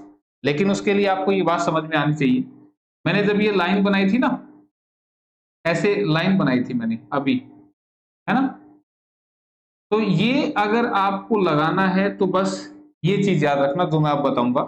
मुझे बताओ ये है पॉइंट 2 और ये है पॉइंट 5। 2 से 5 के बीच में कितना गैप है? तो तुम कहोगे 3 का गैप है। कैसे देखो, 2 से 5 एक गैप, 2 गैप, 3 गैप, कितना गैप है? 3। 2 और 5 के बीच में कितना गैप है? 3 का। अगर मैं यही बात आपको ये कह दूं, मैं कह दूं भाई कि -1 में और 5 में कितना गैप है? -1 और 5 में कितना गैप है? तो जवाब होगा 6। अब ये मत बोलना कि -1 और 5 में सर्दी गैप देखेंगे तो 5 में से -1 गया, बोला ये तो 4 का गैप हुआ। नहीं, ध्यान दो, मैंने बोला -1 और 5 में कितना गैप है, तो तुम कहोगे 1 2 3 4 5 6। कितना गैप है? 6 का। तो माइनस प्लस वाला अगर आ जाए तो आपने ऐड करना है, बस इतनी बात समझ गए ना। अब देखो वो डिस्टेंस फार्मूला लिखवाया था ना, x1 माइनस x2 का whole square plus y1 minus y2 का होल स्क्वायर, उस पूरे का रूट। या तो वो लगा लो या जो मैं बता रहा हूं उसको ध्यान से सुनो। यहाँ पे मुझे एपी निकालनी है। एपी, एपी के बीच का डिस्टेंस, ये डिस्टेंस कितना है? तो आप देखो 4 और 2 में कितना गैप है? 2 का। 4 और 2 में 2 का गैप है, तो आपने 2 का स्क्वायर लिखना है, प्लस 2 में और 1 में कितना गैप है? 1 का, तो 1 का स्क्वायर लिखना है। 2 का स्क्वायर कितना बनेगा? 4, 1 का स्क्वायर 1, तो 4 और 1 बन गया 5, तो √5 आ गया एपी। एपी के बीच का डिस्टेंस है √5। खत्म हो गया ये। आसान नहीं लगा? है ना? आसान लगा ना? कमेंट करके बताना मुझे अगर कैसा लगा। फिर पीबी, मुझे पीबी या बीपी वाला डिस्टेंस निकालना है। तो 2 में और 8 में कितना गैप है? 6 का, तो सीधा 6 का स्क्वायर कर दो, प्लस 1 में और 4 में कितना गैप है? 3 का, तो 3 का स्क्वायर कर दो। 6 का स्क्वायर 36, 3 का स्क्वायर 9, 36 और 9 45, और 45 को लिख सकते हैं 9 पंजे 45। 9 का रूट कितना बनेगा? 3, 3√5। तो √45 लिखूं या 3√5 लिखूं, कुछ भी लिख सकते हैं, पर इससे थोड़ा सा कैलकुलेट करने में इजी होगा, इसलिए इस तरह से मैंने तोड़ दिया। अब मुझे बात करनी है ए बी की, ए और बी के बीच का।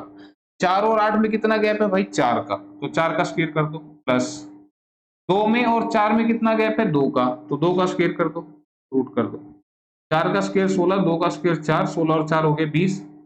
20 को लिख सकते हैं 4 पंजे 20, 4 का रूट होता है 2, ये लिख दिया 2√5। क्लियर है? मेरे ख्याल से सारी बातें समझ में आपको आई होंगी, हमने सारी चीजें निकाल ली हैं।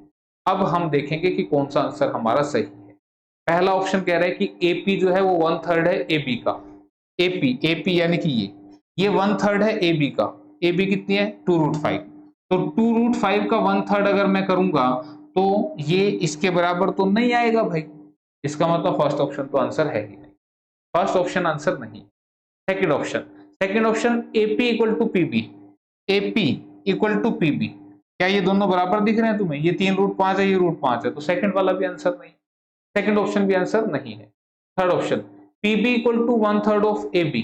पीबी ये जो है ये 1/3 ऑफ एबी, इसका 1/3 करूंगा तो इसके बराबर तो आएगा ही नहीं। इसका मतलब थर्ड ऑप्शन भी आंसर नहीं है। तो अब चौथी ऑप्शन को चेक नहीं करना, कभी तुम उसको भी चेक करने लग जाओ। आपको बता दूं आंसर बनेगा ऑप्शन डी। ठीक है?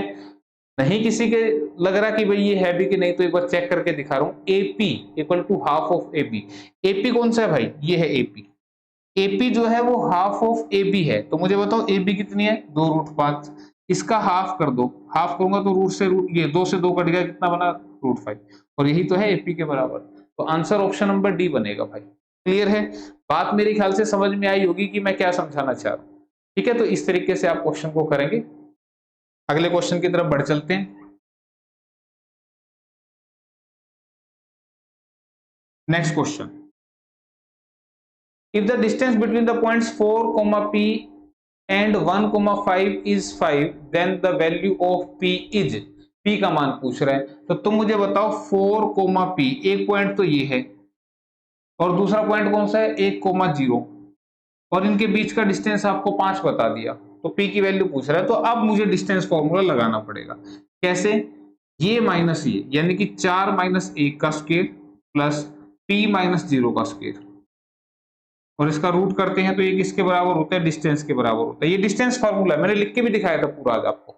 ठीक है, तो डिस्टेंस अब की बार दे रखा था तो ये मैंने लिख दिया। तो अब मुझे बताओ इस रूट को कैसे हटाया जाए? स्क्वेयरिंग बोथ साइड कर दो। स्क्वेयरिंग बोथ साइड करूंगा तो इसको ऐसे हटा के आप ऐसे भी कर सकते हो, पर हो सकता है किसी के भेजे में ना घुसे ये पॉइंट। तो ये मैंने आपको पहले डिस्टेंस फार्मूला लगा के दिखाया। रूट काटने के लिए मुझे स्क्वेयर करना पड़ेगा दोनों साइड का, इधर से ये कट जाएगा, तो 5 का स्क्वायर इधर आ जाएगा 25, 4 में से 1 गया 3, 3 का स्क्वायर करूंगा 9 आएगा प्लस में। ये p माइनस 0, तो p माइनस 0 p होगा और p का स्क्वायर क्या होगा, p स्क्वायर होगा। ये 9 इधर आके माइनस हो जाएगा, 16 बराबर है p स्क्वायर, और यहां से p की वैल्यू जो आएगी प्लस माइनस 4 आएगी।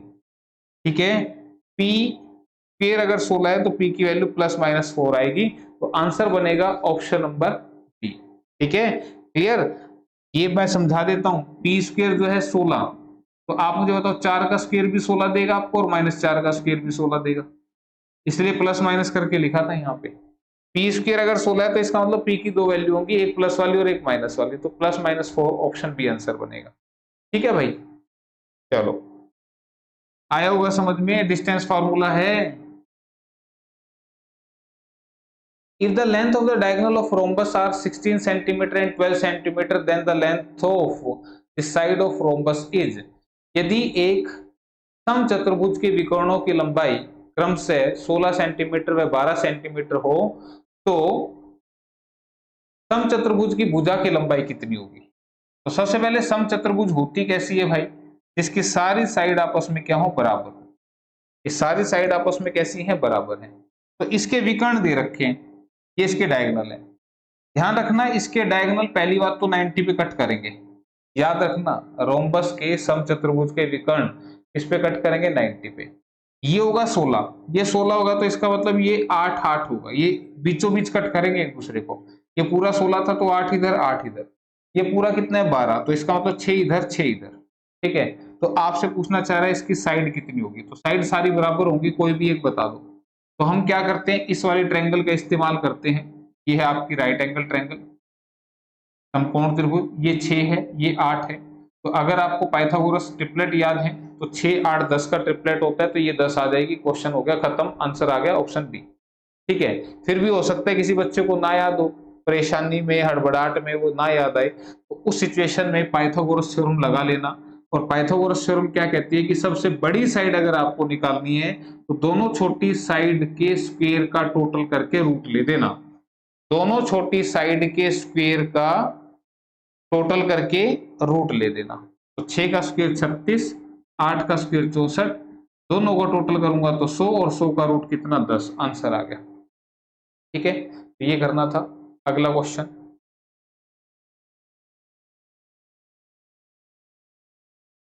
नेक्स्ट क्वेश्चन है भाई, if in two triangles ABC and PQR, AB by QR equal to BC by PR equal to CA by PQ, तो इनमें से कौन सा सही होगा।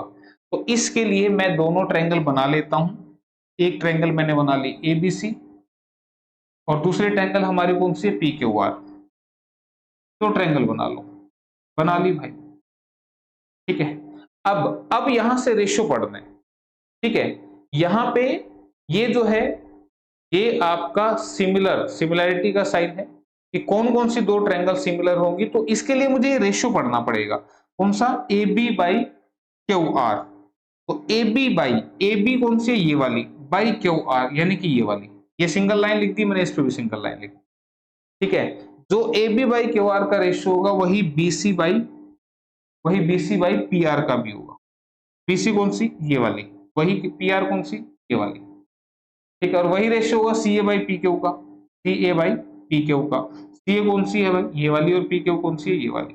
ठीक है, तो कौन सी दो ट्रायंगल सिमिलर हुई, पहले तो मैं आपको वो बता दूं। तो कौन सी दो ट्रायंगल सिमिलर है, उसके लिए आपने सीक्वेंस याद रखना है, ABC, यहां single line double line triple line, यहां पे ट्रायंगल लिख दी मैंने ABC, this is similar to triangle. तो यहां से सिंगल डबल ट्रिपल पढ़ा, तो यहां से भी सिंगल डबल ट्रिपल पढ़ो, तो QRP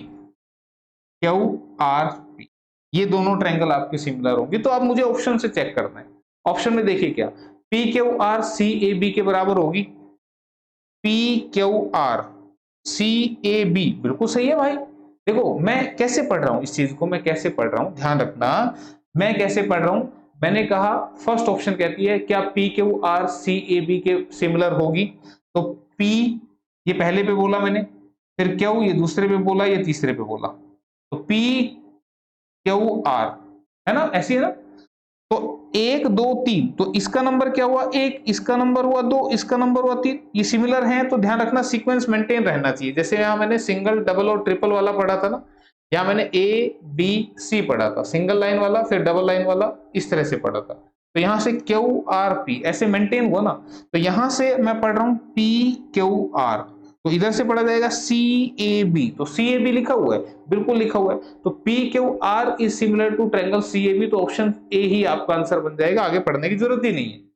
बस यही सिमिलैरिटी का कंसेप्ट है, ठीक है।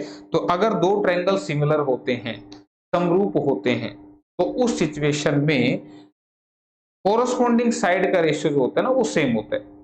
कोरस्पॉन्डिंग साइड का रेशियो क्या होता है, सेम होता है। कोरस्पॉन्डिंग साइड कैसे, इसकी साइड कौन सी है ए बी, तो इसकी साइड कौन सी है क्यू आर, तो इसका जो रेशियो होगा वही इसका और इसका भी होगा, और वही इसका और इसका। रेशियो का मतलब अनुपात जो है समान होगा यहाँ पर, ठीक है, कोरस्पॉन्डिंग साइड का यानी कि संगत भुजाओं का, ठीक है। तो दो ट्रायंगल अगर समरूप है तो संगत भुजाएं समान अनुपात में होंगी। बस यहाँ सिमिलैरिटी पूछना चाह रहा था कि कौन कौन सी सिमिलर बनेगी, और घुमा फिरा से के दे रहा था, ठीक है। सिमिलर होंगी तो कोरस्पॉन्डिंग एंगल भी इक्वल होंगे, ठीक है। तो कोरस्पॉन्डिंग एंगल कैसे पता लगाते हैं, देखो ये सिंगल और डबल के बीच वाला एंगल, तो इधर भी सिंगल और डबल के बीच वाला एंगल, यानी कि एंगल बी जो है वो एंगल आर के बराबर होगा। डबल और ट्रिपल के बीच का एंगल, डबल और ट्रिपल के बीच का एंगल यानी कि एंगल सी पी के बराबर होगा, और लास्ट बच गया एंगल तीसरा ये वाला, तो ये इसके बराबर होगा। तो यही आपका अगले क्वेश्चन पे लगेगा, इसलिए मैंने पहले ही समझा दिया, ठीक है।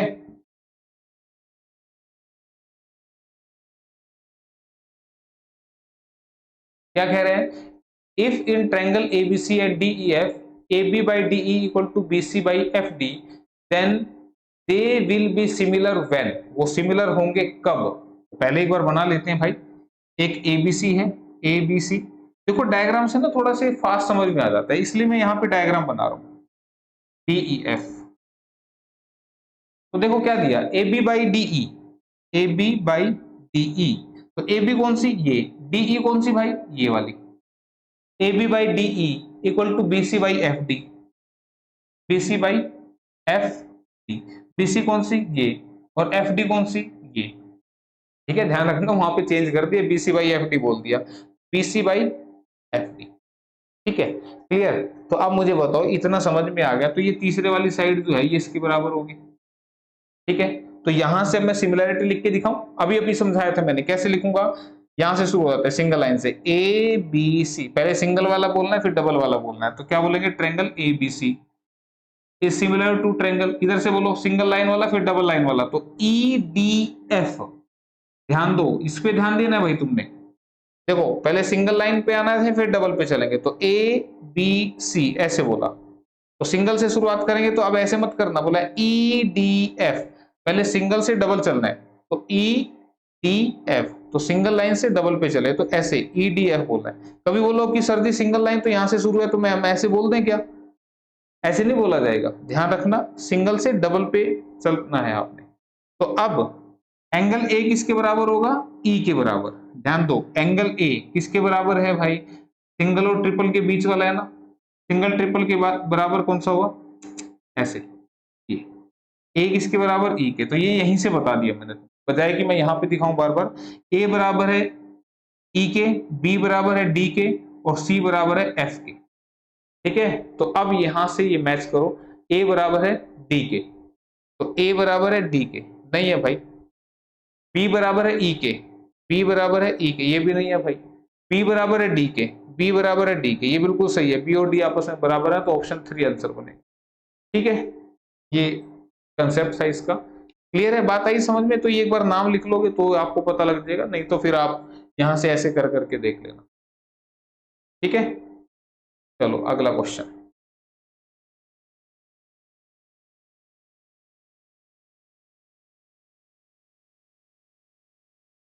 it is given that triangle ABC is similar to triangle PQR with BC by QR equal to 1:3। यहां पे कह रहे हैं एक ट्रायंगल ABC, छोटी सी बना देते हैं ABC, ये ट्रायंगल सिमिलर है ट्रायंगल PQR के, PQR के, ABC जो ट्रायंगल है ये सिमिलर है ट्रायंगल PQR के, ठीक है। कह रहे BC by Q R, BC ये BC है, इधर से क्यू आर आएगी, तो BC कितनी भाई, BC बाई क्यू आर कितना है 1:3, ये 1 है तो भाई ये 3 है, ठीक है, ये आपको दे रखा है BC बाई क्यू आर। तो क्या पूछना चाह रहे हैं यहां से, एरिया ट्रायंगल आपसे पूछना चाह रहा है, एरिया ट्रायंगल, AR का मतलब एरिया होता है, PRQ अपॉन में एरिया ट्रायंगल BCA, ये कितना होगा, एरिया ट्रायंगल PRQ यानी कि इस ट्रायंगल का एरिया के अपॉन में इस ट्रायंगल का एरिया, ये आपसे पूछ रहा है किसके बराबर होगा। तो बिल्कुल इजी क्वेश्चन है, ध्यान रखना, जिस ट्रायंगल का नाम ऊपर रखा है उसकी साइड को ऊपर रखना है। कौन सी साइड पता है मुझे इसमें, ये वाली साइड, तो ये क्या होगी 3, इसकी कौन सी पता है, ये वाली, तो ये होगी 1, तो इनका स्क्वायर करके लेना, ये बात ध्यान रखना है आपने। क्या, देखो अगर दो ट्रायंगल सिमिलर होते हैं, समरूप होते हैं, तो उनकी संगत भुजाएं समानुपाती होती हैं। संगत भुजा का मतलब मैंने बताया था, इसके कोरोस्पोंडिंग ये, इसके कोरोस्पोंडिंग ये, इसके कोरोस्पोंडिंग ये होगी संगत भुजा। संगत कोण बराबर होते हैं, ठीक है, संगत ऊंचाई समानुपात होती है। संगत ऊंचाई का मतलब इसकी हाइट का और इसकी हाइट का रेशो भी सेम होगा, इनके परिमाप का रेशो भी सेम होगा, ठीक है। अगर यहां पर ये दो ट्रायंगल सिमिलर हैं, यहां ध्यान दो, ABC PQR के सिमिलर हैं, तो क्या क्या होता है, AB बाई PQ, ध्यान दो, AB इसका PQ, इसका BC तो इसका QR इक्वल होगा, इसका AC तो इसका PR इक्वल होगा, ठीक है। इसका पेरीमीटर, पेरीमीटर मतलब समझते हो ना, परिमाप, सभी भुजाओं का योग, वो पेरीमीटर होता है। पेरीमीटर किसका, ट्रायंगल ABC का, अपोन में पेरीमीटर ट्रायंगल PQR, इसका रेशियो भी सेम होगा। हाइट पहली ट्रायंगल की ABC की, अपोन में हाइट दूसरी ट्रायंगल, हाइट क्या होती है, ये हाइट परपेंडिकुलर होता है, तो पहले और दूसरे की हाइट का रेशियो भी सेम होगा, ठीक है। ये बात आ रही है समझ में, ये जो बातें मैं बता रहा हूं। लेकिन जब बात एरिया की आ जाएगी तो फिर इनका स्क्वायर हो जाएगा, एरिया की बात आ जाएगी तो फिर इनके स्क्वायर कर देने सबके, याद रहेगी बात, ये बस ये बताना चाह रहा हूं, ये बात याद रहेगी। तो अगर BC बाई QR का रेशियो दे दिया तो एरिया PRQ एरिया BCA, तो ध्यान रखना इसका एरिया पहले लिखा है तो इसकी साइड भी ऊपर ही लिखनी है, ये ध्यान रखेंगे बस आप, ठीक है। तो ये कितना बनेगा, दिस इज 9/1, तो 9/1 यानी कि आंसर जो है ऑप्शन ए में लिखा हुआ है। 9/1 बोलूं या 9 बोलूं, दोनों का मतलब सेम है, ठीक है, तो याद रखना इसको। तो अगला क्वेश्चन आपका एक AP सीरीज का आ गया भाई, समांतर श्रेणी का।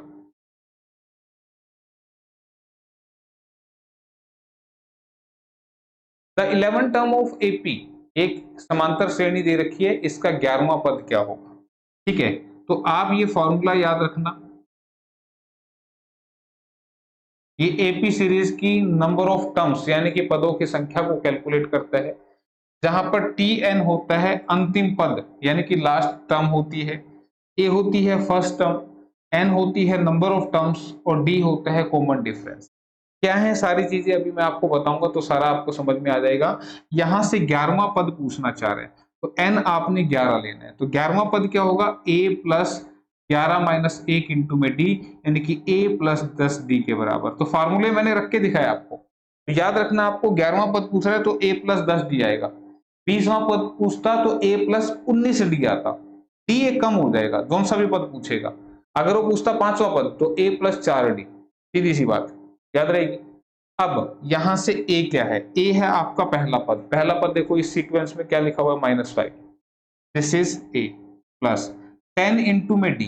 अब D क्या है, D आपको हमेशा कैसे पता लगेगा, जब आप राइट टर्म में से लेफ्ट टर्म को माइनस करेंगे।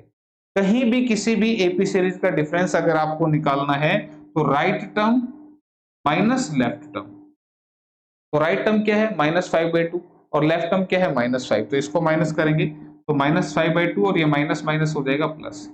एलसीएम लेना है, 2 पंजे 10, 10 माइनस 5 के तो 5/2, ये आपका आ गया क्या, यहाँ पे डिफरेंस।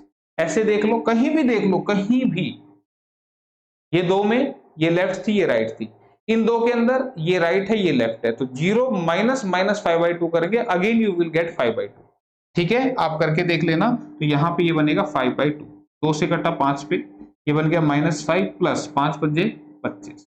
आंसर कितना बन गया 20। -5 प्लस 25 करेंगे तो कितना बनेगा 20। आंसर ऑप्शन नंबर बी में लिखा होगा।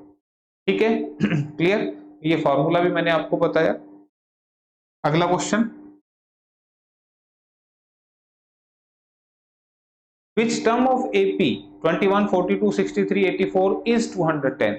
इस श्रेणी का, इस समांतर श्रेणी का कौन सा पद 210 होगा?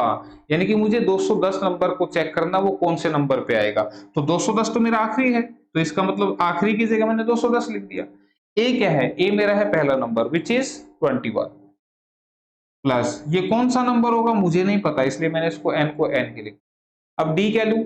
42 में से 21 गए तो कितने आएंगे? 21 ही आएंगे, तो ये कितना बनेगा 21। बात आ रही है समझ में? ठीक है। अब ये 21 इधर आके क्या बन जाएगा? माइनस। ये 21 इधर आएगा, ध्यान रखना 1 बाई 1 आएगा तो इधर आएगा तो ये माइनस हो जाएगा। 10 में से 1 गया 9, 8 1 189 equal to n minus 1 into में 21। ठीक है। अब ये 21 इधर आएगा तो क्या करेगा? डिवाइड करेगा। 21 में 9 पे कटा। ठीक है। अब n माइनस 1 की वैल्यू 9 है तो फिर n की वैल्यू तो 10 हुई ना भाई। ये -1 इधर आके प्लस, तो n की वैल्यू 10 हुई तो आंसर ऑप्शन बी यानी कि 10th टर्म। तो इस सीरीज का 10वां टर्म जो होगा वो आपका 210 होगा। चलो फिर अगला क्वेश्चन चलते हैं।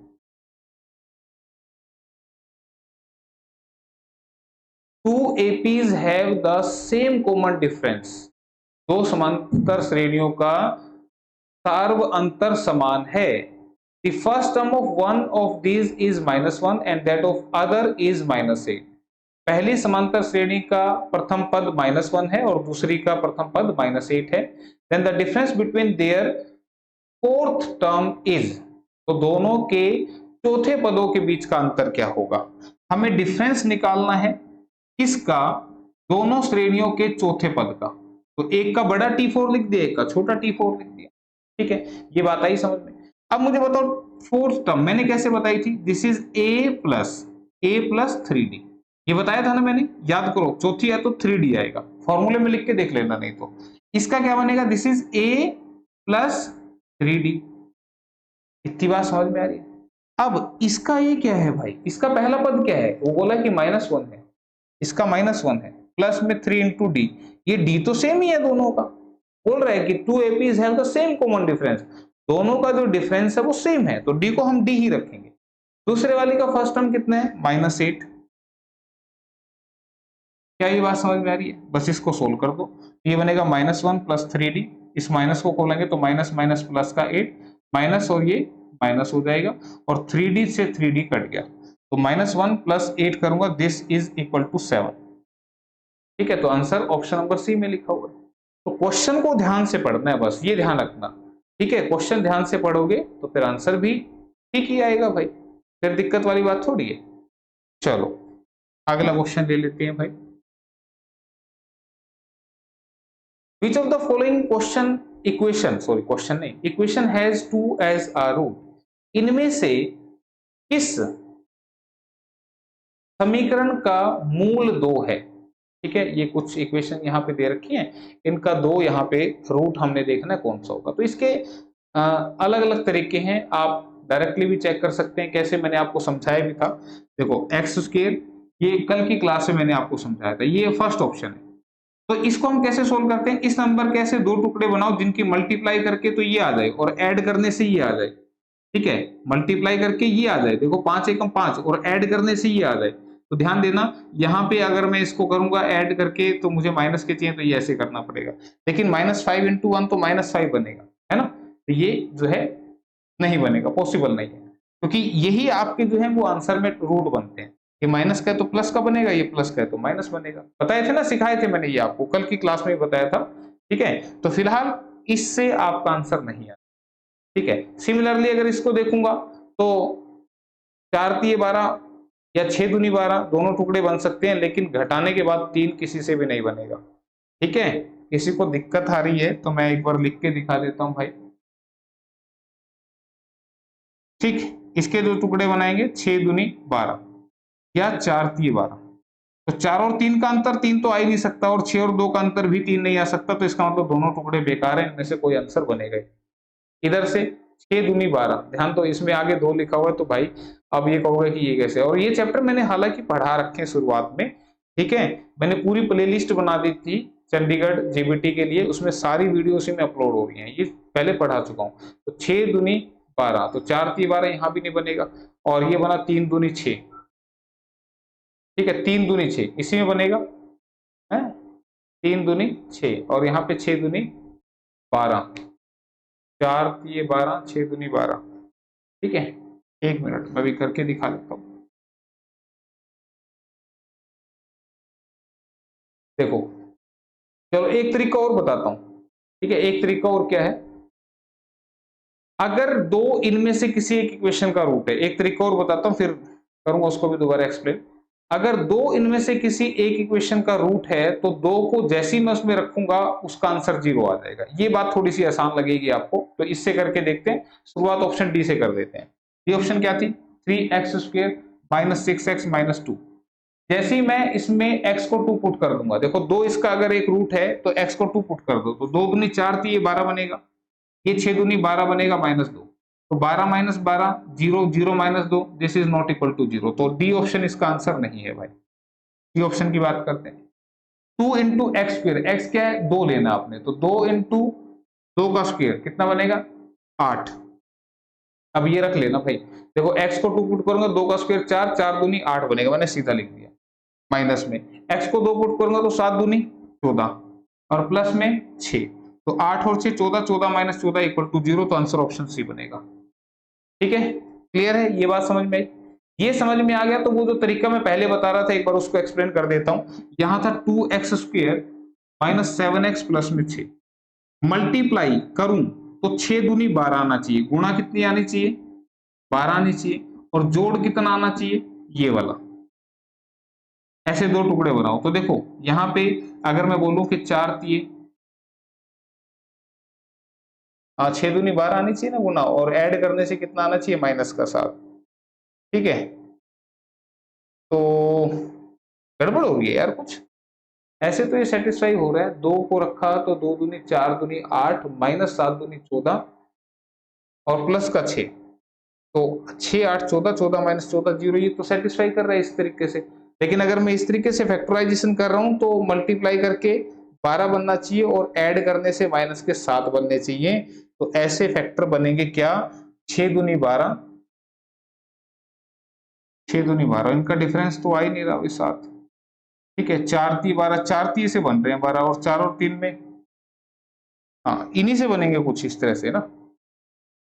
ठीक है, तो सोल्व करके देखना, 4 3 12 बना रहे हैं, और ऐड करके -7 कब बनेगा, जब मैं इस तरह से ले लूंगा। देखो ऐड करके -7 बन रहा है कि नहीं बन रहा है ये, और मल्टीप्लाई करके प्लस का 12 बन रहा है, तो इसको स्प्लिटिंग द मिडिल टर्म करके सोल्व करके देखना, यहाँ पे 2 आपका एक फैक्टर बनेगा। तो भाई इससे तो थोड़ा सा ये अटक रहा है क्वेश्चन, इस वाले मेथड से करके देख लेना, ये ज्यादा फास्ट आंसर दे देगा।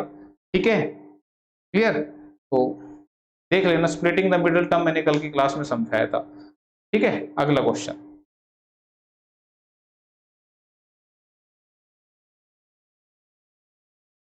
which of the following equation has the sum of its root as 3, इनमें से किस समीकरण के मूलों का योग 3 है। ठीक है, मूलों का योग 3, तो जिसके में -3 लिखा होगा वही आंसर बनेगा। ठीक है, -3 किस में दिख रहा है आपको, इसमें दिख रहा है, ठीक है, और इसमें प्लस का 3 दिख रहा है। तो मैं एक बार थोड़ा सा कंसेप्ट एक्सप्लेन कर देता हूं। Which of the following equation has the sum of its root, ये देखो पहली ऑप्शन क्या है, 2x² माइनस में 3x + 6 = 0। ठीक है, तो आपको मैंने कल जर्नल फॉर्मेट बताया था, क्या था, this is x² minus sum of roots into x plus में प्रोडक्ट ऑफ रूट्स, ये बताया था ना कल फॉर्मेट मैंने। ठीक है, तो x के साथ जो लिखा हुआ वो सम ऑफ रूट्स होता है, तो ये करने के लिए यहाँ पे x² का कोएफिशिएंट 1 होना चाहिए। तो इसका मतलब मुझे पहले क्या करना पड़ेगा, जो फर्स्ट ऑप्शन है आपका उसमें मुझे इसको 1 करने के लिए 2 से डिवाइड करना पड़ेगा, तो 2 से डिवाइड करूंगा तो ये x² दिखेगा, माइनस ये क्या आ रहा है 3/2, लेकिन आना क्या चाहिए था, 3 आना चाहिए था, यहाँ पे 3 आना चाहिए था, ये आंसर नहीं है। पता लगा मुझे क्यों लिख के दिखाना पड़ा। ठीक है, सेकंड ऑप्शन की बात करता हूं, दिस इज -x² प्लस में 3x - 3, यही आंसर है। ठीक है, कैसे पता लगा मुझे, देखो अब तुम कहोगे कि सर जी यहाँ पे ये कैसे हो गया, तो आप देखो इसको -1 से डिवाइड कर दो। अब तुम कहोगे -1 से क्यों? क्योंकि यहाँ पे एक्स स्क्वायर प्लस का चाहिए मुझे, तो ये इससे कट गया तो ये एक्स स्क्वायर बन गया ना, ये माइनस का 3x हो गया और ये माइनस का 3 हो गया। तो मैंने आपको बताया था क्वेश्चन शुरू होने से पहले कि सम ऑफ रूट्स क्या लिखा है, यहाँ पर 3 लिखा हुआ है, तो मैंने कहा जिसमें -3 लिखा होगा वो आंसर बनेगी। तो आप कहोगे सर जी -3 तो हमें इसमें भी दिख रहा है, इसमें भी दिख रहा है और हमें इसमें भी दिख रहा है। बोला इसमें तो था ही नहीं और आप कह रहे हो यही आंसर है, तो आपको बता दूं यही सच्चाई है, यही आंसर है। क्यों है वो मैंने एक्सप्लेन करके दिखाया। यहाँ पर जो भी रूट का साइन है उससे अपोजिट साइन यहां मिलेगा। क्यों मिलेगा? क्योंकि यहाँ ये माइनस का साइन होता है। ठीक है, तो वहां 3 था तो यहाँ -3 आया ना। क्यों आया? क्योंकि ये फॉर्मेट आपको फॉलो करना है, एक्स स्क्वायर का जो कोफिशिएंट है वो पॉजिटिव होना चाहिए, तो ये ऐसे बनेगा। इसके लिए करोगे तो √2 से डिवाइड होगा, √2 से डिवाइड होगा, तो ये √2 से डिवाइड होगा तो यहाँ -3 लिखा हुआ है, ये 1/√3 लिखा है, तो -3 लिखा हुआ है, तो यहाँ पे ये +3 दिखेगा। ठीक है, क्लियर है? तो ये पता लगा कि आंसर कैसे बनाया हमने। चलो अगला क्वेश्चन देख लेते हैं।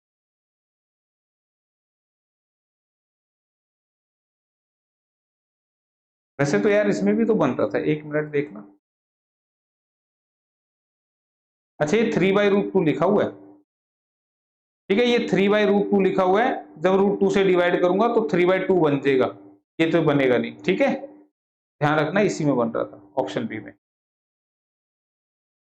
Values of k for which the quadratic equation 2x² - kx + k = 0 has equal roots is k का मान क्या होगा जिसके लिए इस समीकरण के दोनों मूल समान होंगे। ठीक है, तो k के किस मान के लिए इस समीकरण के दोनों मूल जो है वो समान होंगे। तो आपका जो इक्वेशन है 2x² - kx + k = 0, तो इसके अगर दोनों मूल समान है तो मैंने बताया था फिर डिस्क्रिमिनेंट की वैल्यू क्या होगी, इक्वल टू 0 होगी। स्क्वायर लगा दिया, डिस्क्रिमिनेंट की वैल्यू क्या होगी, इक्वल टू 0 होगी। कल मैंने बताया था जब दोनों रूट्स इक्वल होते हैं तो डिस्क्रिमिनेंट 0 होता है, और डिस्क्रिमिनेंट क्या होता है, b² - 4ac, इसको 0 रखना है। तो b² क्या है, इस x का कोफिशिएंट, तो -k का स्क्वायर -4 इंटू a क्या है जो यहां लिखा हुआ है, c क्या है ये पूरा, तो ये क्या बनेगा k² - 8k equal to 0, k² equal to 8k, इस k से एक k कटा और k की वैल्यू कितनी आ गई, 8 आ गई, यही आंसर है। k की वैल्यू क्या है, 8 ओनली। ठीक है, अच्छा एक चीज और भाई, यहाँ पे दोनों ऑप्शन बड़े खतरनाक दे रखे हैं ये वाले। अब ये वाले जो आंसर दे रखे हैं तो ये वाला आंसर भी बनेगा, 8 ओनली तो फिर नहीं कह सकते। क्यों? देखो यहां तक तो समझ में आया था, -k का स्क्वायर k² बनेगा और ये 4 दूनी 8 और ये k, ये बन गया। इन दोनों में k कॉमन ले लो तो ये ऐसा बनेगा ना। देखो ऐसा मैंने क्यों किया, मैंने जो पहले लिखा था उसको मैंने क्यों मिटा दिया, मुझे लगा कि यार यहाँ पे k² है तो इसका मतलब यहाँ से तो k की 2 वैल्यू आएंगी, एक तो होगी ही नहीं, तो 2 वैल्यू आएंगी, तो k कॉमन लिया तो k इंटू k -8 आ गया। ठीक है, तो यहाँ पे इन दोनों का प्रोडक्ट 0 है तो इसका मतलब या तो k 0 है या k -8 0 है। अरे भाई दो चीजों का प्रोडक्ट 0 है, मैंने लिखा 5 इंटू 0 इक्वल टू 0, या तो फर्स्ट वाला 0 या दूसरे वाला 0, तभी तो प्रोडक्ट 0 आएगा ना। तो इन दोनों का प्रोडक्ट 0 हुआ तो या तो ये वाला 0 है या फिर ये सेकंड वाला 0 है। तो फर्स्ट वाला 0 हुआ तो k की वैल्यू 0 आ गई और सेकंड वाला 0 हुआ तो k की वैल्यू 8 आ गई। तो आंसर फिर ऑप्शन डी बनेगा भाई, सी नहीं बनेगा। ठीक है, तो ये ध्यान रखना, थोड़ा सा कई बार बड़े करीबी ऑप्शन आते हैं। ठीक, अगला क्वेश्चन आपके लिए आ चुका है।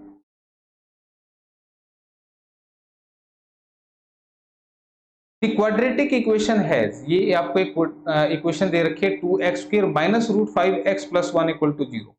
इस समीकरण के क्या होंगे, 2 डिस्टिंक्ट रियल रूट्स, दोनों अलग अलग वास्तविक मूल होंगे, 2 इक्वल रियल रूट्स, दोनों समान वास्तविक मूल होंगे, नो रियल रूट, कोई वास्तविक मूल होगा ही नहीं, मोर देन 2 रियल रूट्स, 2 से ज्यादा रियल रूट होंगे, 2 से ज्यादा तो होंगे ही नहीं, क्यों, क्योंकि x की पावर 2 है तो 2 ही आएंगे, पहली बात तो अब मुझे बताओ यहाँ पे दे रखा है 2x² माइनस में √5x + 1 = 0।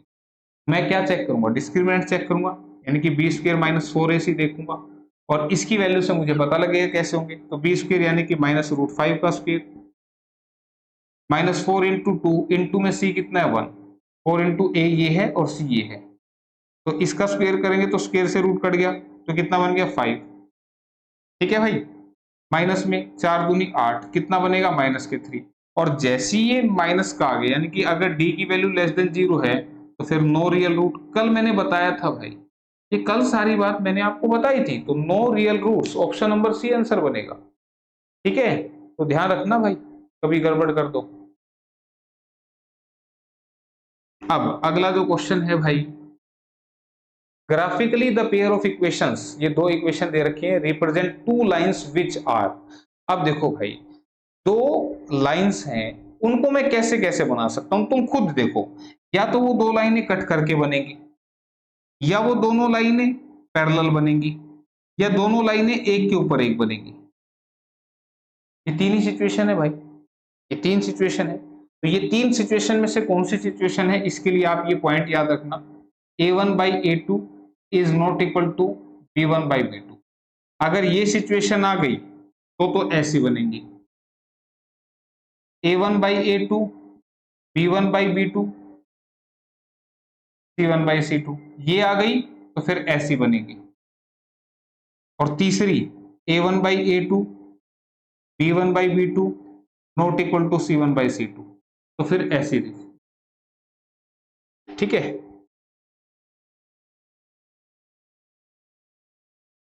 नहीं ये वाला है ना, उल्टा बना दिया। ये वाला है कोइंसिडेंट वाला, और ये वाला पैरेलल लाइंस वाला है। ठीक है, वो थोड़ा सा उल्टा बना दिया। ये तीन पॉइंट अगर आप याद रखते हो ना, तो एक नंबर का क्वेश्चन यहां से मिलेगा। ठीक है, इसको बोलते हैं intersecting lines, intersecting lines. Hindi वाले क्या बोलेंगे, प्रतिच्छेदी रेखाएं।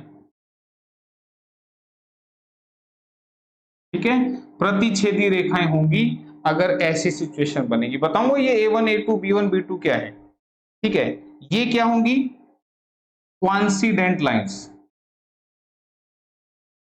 जिसको क्या बोलते हैं, समपाती, समपाती रेखाएं। और तीसरी होंगी पैरेलल लाइंस, यानी कि समांतर रेखाएं। ठीक है, तो ये ध्यान रखने आपने तीन पॉइंट। तो अब इनके अकॉर्डिंग हम इस क्वेश्चन को करते हैं। तुम देखो यहाँ पे a1 a2 क्या है, ये जो पहली इक्वेशन में x के साथ लिखा हुआ है ये a1 है, ये जो x के साथ नीचे लिखा हुआ है दूसरी इक्वेशन में ये a2 है। तो 6/2, 6/2, इधर से क्या बनेगा, -3/-1, -3/-1, और लास्ट वाले में क्या बनेगा, 10/9। अब देखो 2 3 6, 3/1, 3/1, और ये अलग है। कौन सी सिचुएशन बनी भाई, ये वाली बनी। और ये वाली सिचुएशन क्या होती है, पैरेलल लाइंस की होती है। तो अब इसके ऑप्शन देख लेते हैं, तो आंसर ऑप्शन डी बन गया। ठीक है, coincident exactly 1 point, exactly 2 point, intersecting exactly 2 points, intersecting exactly 1 point. नहीं भाई, पैरेलल बनेगी। ठीक है, क्लियर है। तो ये पॉइंट आपने याद रखना है, क्वेश्चन आ जाता है जरूर। ठीक है, तो ध्यान रखना, बिल्कुल इंपॉर्टेंट है। नेक्स्ट क्वेश्चन देखते हैं फिर, नेक्स्ट क्वेश्चन। ठीक है,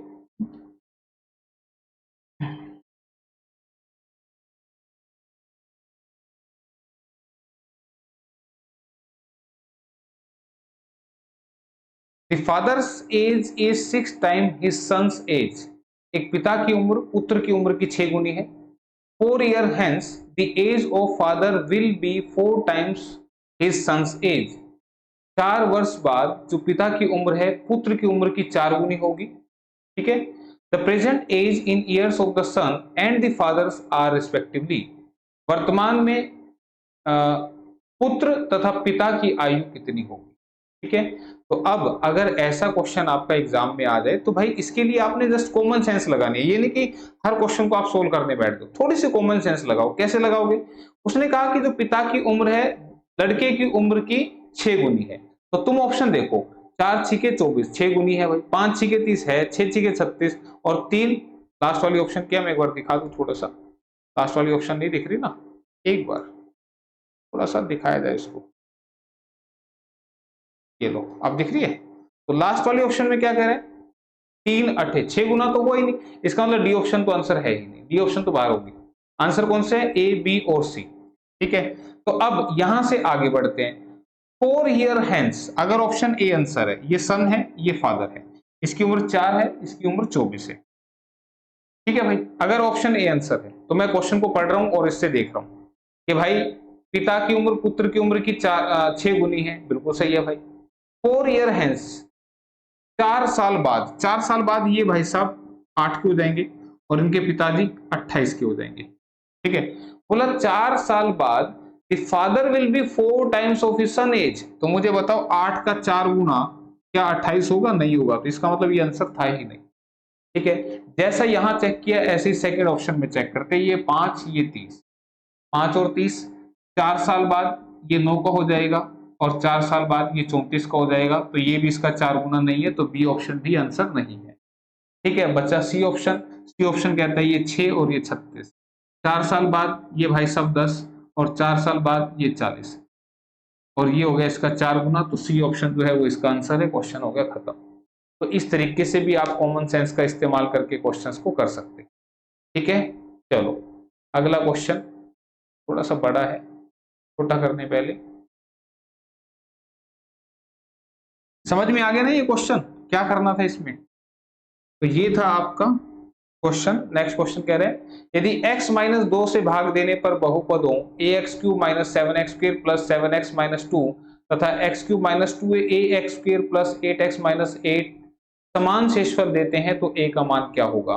भाई इन दोनों को आपने x माइनस 2 से डिवाइड कर दिया और दोनों के शेषफल से मारे हैं, तो a की वैल्यू पूछ रहा है। तो ऐसे क्वेश्चन में याद रखना, अगर मैं इससे डिवाइड करके इसका शेषफल निकालना चाहता हूं तो आपने जस्ट क्या करना है, x माइनस 2 को 0 पुट करना है और यहां से x की वैल्यू निकाल लेनी है। इससे जिससे डिवाइड कर रहे हैं उसको क्या करना है, 0 पुट करना है और x की वैल्यू निकाल देनी है। जो भी x की वैल्यू है उसको इसमें रख देना है, जो भी इक्वेशन आपकी दे रखी है। पहली इक्वेशन क्या थी, ax cube minus 7x square plus 7x minus 2, ये पहली इक्वेशन है। दूसरी क्या थी, x cube minus 2ax square plus में 8x माइनस 8, इन दोनों के शेषफल बराबर आएंगे। तो शेष कैसे निकालते हैं ध्यान रखना, जो भी x की वैल्यू आई उसको यहाँ पे चिपका दो और इसको सोल्व कर दो। ठीक है, बस इक्वेशन देख लेना मैंने सही लिखी कि नहीं, ax cube minus 7x square plus में 7x और माइनस के 2 और इधर x cube minus 2ax square plus 8x minus के 8। ठीक है, तो x को 2 पुट करूंगा तो 2 का क्यूब कितना बनेगा, 8, 8 इंटू a 8a, x को 2 2 दूनी 4, 4 सत्ते 28 माइनस के 28 प्लस में 7 दूनी 14 और माइनस के 2, इधर पुट करो 2 का क्यूब 8 माइनस में, यहां 2 पुट करूंगा तो 2 दूनी 4, 4 दूनी 8, यहां 2 पुट करूंगा प्लस के 16 और यहां माइनस के 8, ये तो कैंसिल हो गए। इधर क्या बच गया, माइनस के 8a प्लस के 16, इधर से 14 28 में ये 28 और तो 30 हो गए, 30 गए तो माइनस के 16 बन गए और इधर के 8a बन गए। ठीक है, ये 8a इधर ले आओ तो 16a बन गया, ये 16 उधर ले जाओ तो 32 बन गया। तो ठीक है, माइनस प्लस हो गया ना। तो a की वैल्यू कितनी आ रही है भाई, 2 आ रही है भाई, a की वैल्यू 16 दूनी 32 2 आ रही है। तो देख लेते हैं एक बार आंसर है कि नहीं है। ऑप्शन में 2 लिखा हुआ है, सी में लिखा हुआ है। ठीक है, तो a की वैल्यू आपसे पूछ रहा था, तो बस तरीका याद रखना, कहीं कैलकुलेशन गलत हो गई हो मुझसे तो चेक कर लेना एक बार, तरीका मैंने समझा दिया। शेषफल निकालने के लिए बस जो भी x की वैल्यू उसको पुट कर देते हैं इसके अंदर। ठीक है, क्लियर। चलो नेक्स्ट क्वेश्चन देख लेते हैं।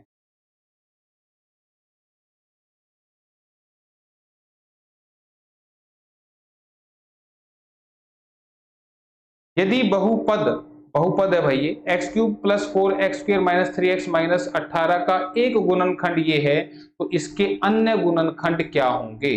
ठीक है, ये इसका एक फैक्टर है। ठीक है, तो इसके अन्य फैक्टर क्या होंगे ये आपसे पूछना चाह रहे हैं। तो एक काम करता हूं, बाय ऑप्शन करवा देता हूं, x cube plus 4x square minus में 3x माइनस 18। ठीक है, अगर इसका एक फैक्टर x माइनस 2 है तो पहले इसको x माइनस 2 से डिवाइड करेंगे, डिवाइड करेंगे तो फिर एक इक्वेशन बनेगी क्वाड्रेटिक, तो वो लंबा पंगा हो जाएगा। तो हम एक काम करते हैं, ऑप्शन से करते हैं। ठीक है, अब मुझे एक बात बताओ, फैक्टर क्या होते हैं। जैसे मैंने एक नंबर लिखा 12, इसके फैक्टर क्या है, ये 1 से भी डिवाइड हो रहा है, ये 2 से भी डिवाइड हो रहा है, ये 3 से भी डिवाइड हो रहा है, ये 4 से भी डिवाइड हो रहा है, 6 से भी हो रहा है, 12 से भी हो रहा है। तो ये 1 2 3 4 6 12 ये क्या है इसके फैक्टर। फैक्टर यानी कि गुणनखंड का मतलब समझ में आ गया। 12 के फैक्टर पता लग गए। तो ये कह रहा है कि इसके फैक्टर बताने हैं, तो इसके फैक्टर इन्हीं ऑप्शन में से कोई एक तो होगा भाई। तो फैक्टर है तो जाहिर सी बात है ये उनसे डिवाइड भी होगा। ठीक है, तो डिवाइड होगा तो अब हम डिवाइड करके देख लेते हैं। यहाँ पे x प्लस 2 है तो x प्लस 2 है तो x प्लस 2 से मुझे डिवाइड करना है, तो इसको 0 पुट कर दो, अभी मैंने करके दिखाया था। तो x की वैल्यू निकाल लो, क्या आई -2। तो x को -2 पुट करो, ये 0 अगर हो गया तो पूरा डिवाइड हो जाएगा। अगर -2 पुट करने से ये पूरा 0 हो गया तो डिवाइड हो जाएगा, नहीं तो नहीं होगा। ठीक है, तो -2 को पुट किया x की जगह तो ये बनेगा -8, -2 का क्यूब -8 बनेगा। यहाँ -2 का स्क्वायर 4 बनेगा, 4 4 जा 16 बनेगा। यहाँ -2 रखूंगा तो माइनस माइनस प्लस बन जाएगा, 3 दूनी 6 बनेगा और माइनस के 18। ठीक है, तो 16 और 6 22, 18 और 8 24, 26, ये माइनस के ये प्लस के, तो ये तो 0 नहीं हुआ। तो 0 नहीं हुआ तो इसका मतलब x प्लस 2 इसका एक फैक्टर नहीं है, ये वाला फैक्टर नहीं है। तो x प्लस 2 जिस भी ऑप्शन में लिखा वो आंसर नहीं होगी, या ना तो ये आंसर होगी और ना ही ये होगी, क्योंकि इन दोनों में x प्लस 2 लिखा हुआ है। बात आई समझ में? इसका मतलब ये दो ऑप्शन तो सिरे से खारिज होगी, इनका काम खत्म। अब बच्ची कौन सी? x माइनस 3 वाली, x प्लस 1 और x प्लस 3। तो हम अब सेकंड ऑप्शन का इस्तेमाल करते हैं। हम क्या करते हैं, x माइनस 3 से डिवाइड करके देखते हैं। ओ मैंने तो इक्वेशन ही मिटा दी यार।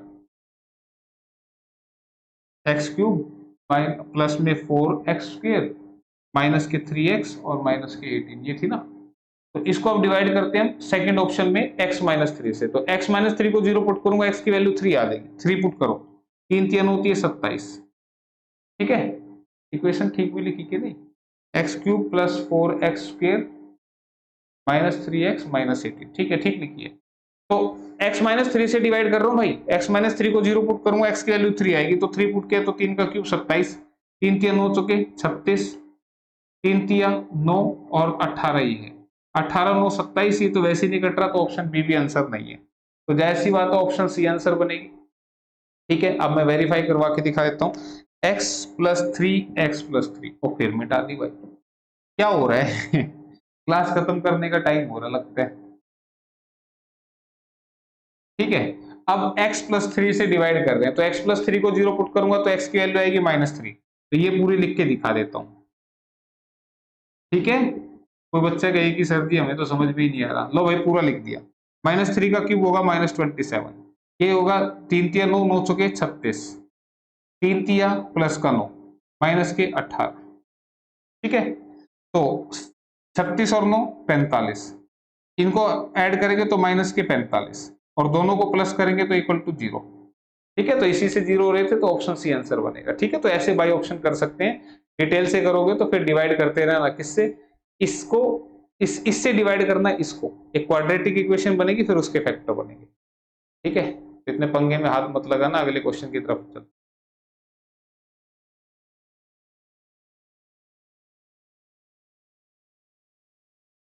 टू एक्स माइनस के वाई प्लस 7 इक्वल टू 0 और 6x minus 12y plus 15 equal to 0 का के किस मान के लिए कोई हल नहीं है? ठीक है, कोई हल नहीं है, तो याद रखना जो मैंने थर्ड सिचुएशन बताई थी, a1 by a2 equal to b1 by b2 is not equal to c1 by c। ठीक है, इस सिचुएशन में लाइंस पैरेलल होती हैं, सिचुएशन में फिर कोई हल नहीं होता। देखो, दो लाइन काटेंगी एक पॉइंट पे तो एक सॉल्यूशन आएगा, दो लाइन आपस में एक दूसरे के ऊपर आएंगी तो इनफाइनाइट सॉल्यूशन आएंगी, इसमें वन सॉल्यूशन। और दो लाइन अगर पैरेलल आएंगी तो फिर कोई सॉल्यूशन होगा ही नहीं।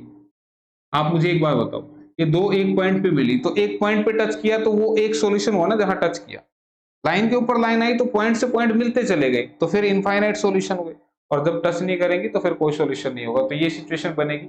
यहाँ से k का मान पूछ रहा है तो फिर हम इसको सोल्व कर लेते हैं। a1 बाई a2, तो a ये है a1 और a2 क्या है जो x के साथ लिखा है, b1 क्या है जो y के साथ लिखा है, माइनस का k साइन के साथ लेना है, और b2 क्या है जो इधर लिखा हुआ है माइनस के 12। इससे ये भाई साहब कटे, 2 से ये 3 पे कटे, 3 से ये 4 पे कटे, k की वैल्यू 4 आ गई। ऐसे काट सकते हैं, ऊपर से ऊपर भी कट सकता है जब बराबर आ जाए, तो k की वैल्यू 4 आएगी भाई, दिख रहा है k 4, ऑप्शन सी में लिखा हुआ है। ठीक है, चलो नेक्स्ट क्वेश्चन चले फिर।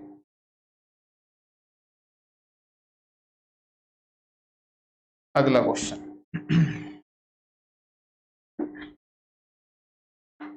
एक द्विअंकीय संख्या के अंकों का योग 15 है। यदि संख्या में 9 जोड़ा जाता है तब संख्या के अंक आपस में बदल जाते हैं तो संख्या क्या होगी। देखो बिल्कुल आसान सा क्वेश्चन है, आपसे नंबर पूछ रहे हैं, कह रहे 2 अंकों के एक नंबर है, उसके डिजिट्स का टोटल 15 है। ठीक है, अब मुझे बताओ, ऑप्शन दे रखे हैं, इसके डिजिट का टोटल 9 और 6 15 बन रहा है, इसका भी 7 8 15 बन रहा है, इसका भी 8 7 15 बन रहा है, इसका भी 6 और 9 15, सारे ऑप्शन से आंसर आ रहे हैं भाई। ठीक है, कोई नहीं, आगे चलते हैं। फिर कह रहा है कि जैसी संख्या में 9 जोड़ेंगे तो अंक आपस में पलट देंगे। आप पलट के देखते हैं। ऑप्शन ए, ये 96 है, इसमें 15 जोड़ दो, 15 जोड़ दूंगा तो 100 से ऊपर टोटल चला जाएगा, ये तो आंसर है ही नहीं। ऑप्शन बी 87, 87 में 15 जोड़ दो, टोटल 100 से ऊपर चला जाएगा, ये भी आंसर नहीं है। सी ऑप्शन, ये ऑप्शन 78, 78 में 15 जोड़ दो, 8 5 13, 7 8 1 9, 93, क्या अंक पलटे? नहीं पलटे, तो डी आंसर है, बस खत्म हो गया, करना ही नहीं, जो बच गया वही आंसर है। अरे 15 नहीं जोड़ना था, 9 जोड़ना था, देखा दिमाग कहां जा रहा है। 9 जोड़ूंगा, 9 जोड़ूंगा तो भाई टोटल 100 से ऊपर, खत्म, 9 जोड़ दो, 9 जोड़ूंगा तो 9 7 16 96। ठीक है, ये क्या अंक पलटे 87 के? नहीं पलटे, आंसर नहीं है। 9 जोड़ दो, 9 8 17 87, पलट गए भाई इसके। ठीक है, इसकी ओर दिखा देता हूँ, यही आंसर था भाई, गलती से पढ़ा गया।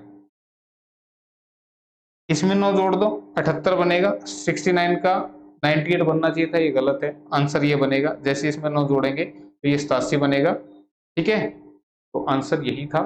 तो इस तरीके से कर सकते हैं, थोड़ा सा दिमाग लगा लेना, कॉमन सेंस लगा लेना। अगला क्वेश्चन,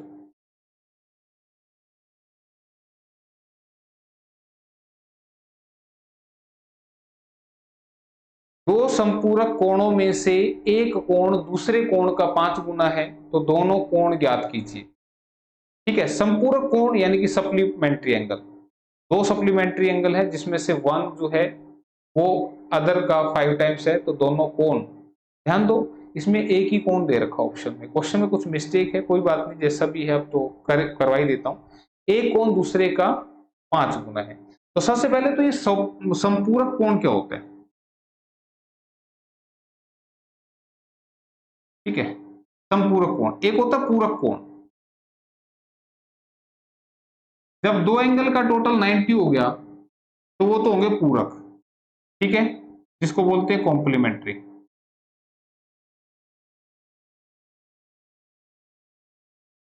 ये होते हैं सप्लीमेंट्री, जब दो एंगल का टोटल कितना हो जाए 180। याद रहेगी बात, दो एंगल का टोटल 90 तो कॉम्प्लीमेंट्री, दो एंगल का टोटल 180 तो वो सप्लीमेंट्री। ठीक है, अब ऑप्शन से चलाते हैं। ऑप्शन ए, मुझे बताओ, दोनों कोण पूछ रहे हैं, तो ये 30 है तो दूसरा कितना होगा 150। उसने बोला कि दो संपूरक कोण संपूरक हैं तो इसका मतलब टोटल दोनों का 180 होना चाहिए, अगर एक 30 है तो दूसरा 150 होगा। ऑप्शन बी ले लेते हैं, अगर ये 40 है तो ये 140 होगा। ऑप्शन सी ले लेते हैं, ये 45 है तो 45 5 50 30 80 135। ऑप्शन डी ले लेते हैं, ऑप्शन डी में 60 है तो ये 120 होगा। इन सब का टोटल 180 बन रहा है, ऑप्शन में ही दे रखे थे। तो उसने क्या कहा कि दो संपूरक कोणों में से यानी कि दो सप्लीमेंट्री एंगल में से एक कोण दूसरे का 5 गुना। मुझे बताओ, क्या 30 का 5 गुना है? बिल्कुल है, यही आंसर है। क्या इसका 5 गुना है? नहीं है। 45 का 5 गुना? ये भी नहीं है। और 60 का 5 गुना? ये भी नहीं है। तो आंसर ऑप्शन ए है। ठीक है, इस तरीके से आप कर सकते हैं। क्लियर? तो ये है इसका एक तरीका। डिटेल लिखोगे तो फिर डिटेल भी बता देता हूं भाई, किसी बच्चे को लगे बोला जी ना जी डिटेल बताओ, अगर एक थीटा है तो दूसरा 180 माइनस थीटा है। ठीक है, अब कह रहे हैं कि एक जो कोण है वो दूसरे का 5 गुना, एक कोण दूसरे का 5 गुना, ये तो बोल रहे हैं एक कोण दूसरे का 5 गुना है, तो थीटा इक्वल टू 180 पंजे 900 माइनस में 5 थीटा, ये इधर आएगा तो 6 थीटा इक्वल टू 900। और थीटा की वैल्यू क्या आ गई, 6 से डिवाइड कर दो, 6 कम 6 150, तो ये 150 आ गया। तो अगर ये 150 है ये वाला थीटा, तो ये 30 आ गया। तो ऑप्शन में 150 तो कहीं दिख ही नहीं रहा था, तो दिख कौन सा रहा था, 30 दिख रहा था, इसलिए ऑप्शन ए को आंसर बताया गया। ठीक है, बात समझ में आ गई तुम्हारे? बात अगर समझ में आ गई तो फिर एक क्वेश्चन और डिस्कस कर लेते हैं। ठीक है, मैं थोड़ा सा नीचे कर देता हूँ क्वेश्चन को, फोटो वाला क्वेश्चन है और क्लास का ये अंतिम क्वेश्चन है। ठीक है, तो डिस्कस करते हैं एक बार इस क्वेश्चन को। मैं एक बार नीचे से साफ कर दूं यहां से। क्या कह रहा है क्वेश्चन में, दिए गए चित्र में A B parallel C D, यानी कि ये जो लाइन है इसके पैरेलल है। Angle A B O, angle A B O 30 degree है। Angle C D O 40 degree है। तो बहिष्कोण बी ओ डी आपसे पूछा जा रहा है, ये कितना होगा? ठीक है, नहीं बहिष्कोण बी ओ डी, यानी कि ये वाला कौन पूछ रहा है, ये वाला बी ओ डी, ये वाला हुआ ना। तो क्या करना है भाई तुमने इसके लिए, 40 और 30 70 बना, 360 में से 70 माइनस कर देना, 290 आंसर बन गया। खत्म। 290 आंसर दिख रहा है कहीं, ऑप्शन ए में लिखा हुआ है ये। अब तुम कहोगे सर जी ऐसे कैसे खत्म कर दिया आपने, तो मैं एक बार थोड़ा सा बता देता हूँ, थोड़ा सा जस्टिफिकेशन कोशिश करता हूँ कि ये यही बन जाए, मुझे अलग से ना बनाना पड़े डायग्राम को। मैंने क्या किया, एक लाइन पैरेलल खींची, इसके इन दोनों के पैरेलल एक लाइन खींची। ठीक है, तो ध्यान रखना अगर दो लाइन पैरेलल हो तो जितना कोण यहां होता है उतना यहां भी होता है। दो पैरेलल लाइंस को अगर एक ऐसे तिरछी रेखा काटेगी तो जितना यहां होगा उतना यहां भी होगा। तो मैंने ये पैरेलल लाइन खींची थी, तो अगर ये 30 है तो फिर ये वाला एंगल भी 30 होगा, ये वाला एंगल भी कितना होगा, 30 होगा। क्या ये बात समझ में बिल्कुल आई होगी? फिर ये दोनों लाइन पैरेलल है, देखो ये दोनों लाइन पैरेलल है, यहां 40 है तो फिर इधर भी 40 होगा, ये वाला एंगल भी कितना होगा, 40 होगा। क्या ये बात समझ में आई? अब ये 30 ये 40 टोटल कितना हो गया, 70, और ये पूरी परिक्रमा कितने की है, 360 की। तो 360 में से 70 अगर मैं माइनस कर दूंगा तो बाकी की जो आधी परिक्रमा है वो कितनी बची, 290। तो इसलिए जो आंसर था वो ऑप्शन नंबर ए था। ठीक है, यही मैंने बताया था। ठीक है, तो ये था आपका लास्ट क्वेश्चन। क्लियर? तो कई सारे क्वेश्चन ज्योमेट्री कह रहे थे बच्चे की सर ज्योमेट्री कराओ ज्योमेट्री कराओ, तो ये क्वेश्चन हालांकि लेट करवाए हैं मैंने, बस शेड्यूल बहुत ज़्यादा बिजी था, तो आज छुट्टी थी तो मैंने कहा आज करवा देते हैं। तो ध्यान रखना, बिल्कुल भी घबराना नहीं है, पैनिक नहीं होना, ध्यान से करना है पेपर को, स्टेटमेंट ध्यान से पढ़नी है, पहले नंबर पे मैथ मत करना, नहीं तो हो सकता है पेपर खराब हो जाए। ठीक है, मैथ करना जब बाकी का पेपर जो आपको आता है, जो सेक्शन आता है पहले सबसे पहले उसको करना है। ठीक है, उसके बाद फिर आप मैथ की तरफ ध्यान। ठीक है, चलो फिलहाल ज्यादा बात नहीं करता, आप क्लास को देख लेना, अपलोड करते हैं इसको। ठीक है, मिलते हैं फिर पेपर के सॉल्यूशन के साथ। Okay bye, take care, good luck.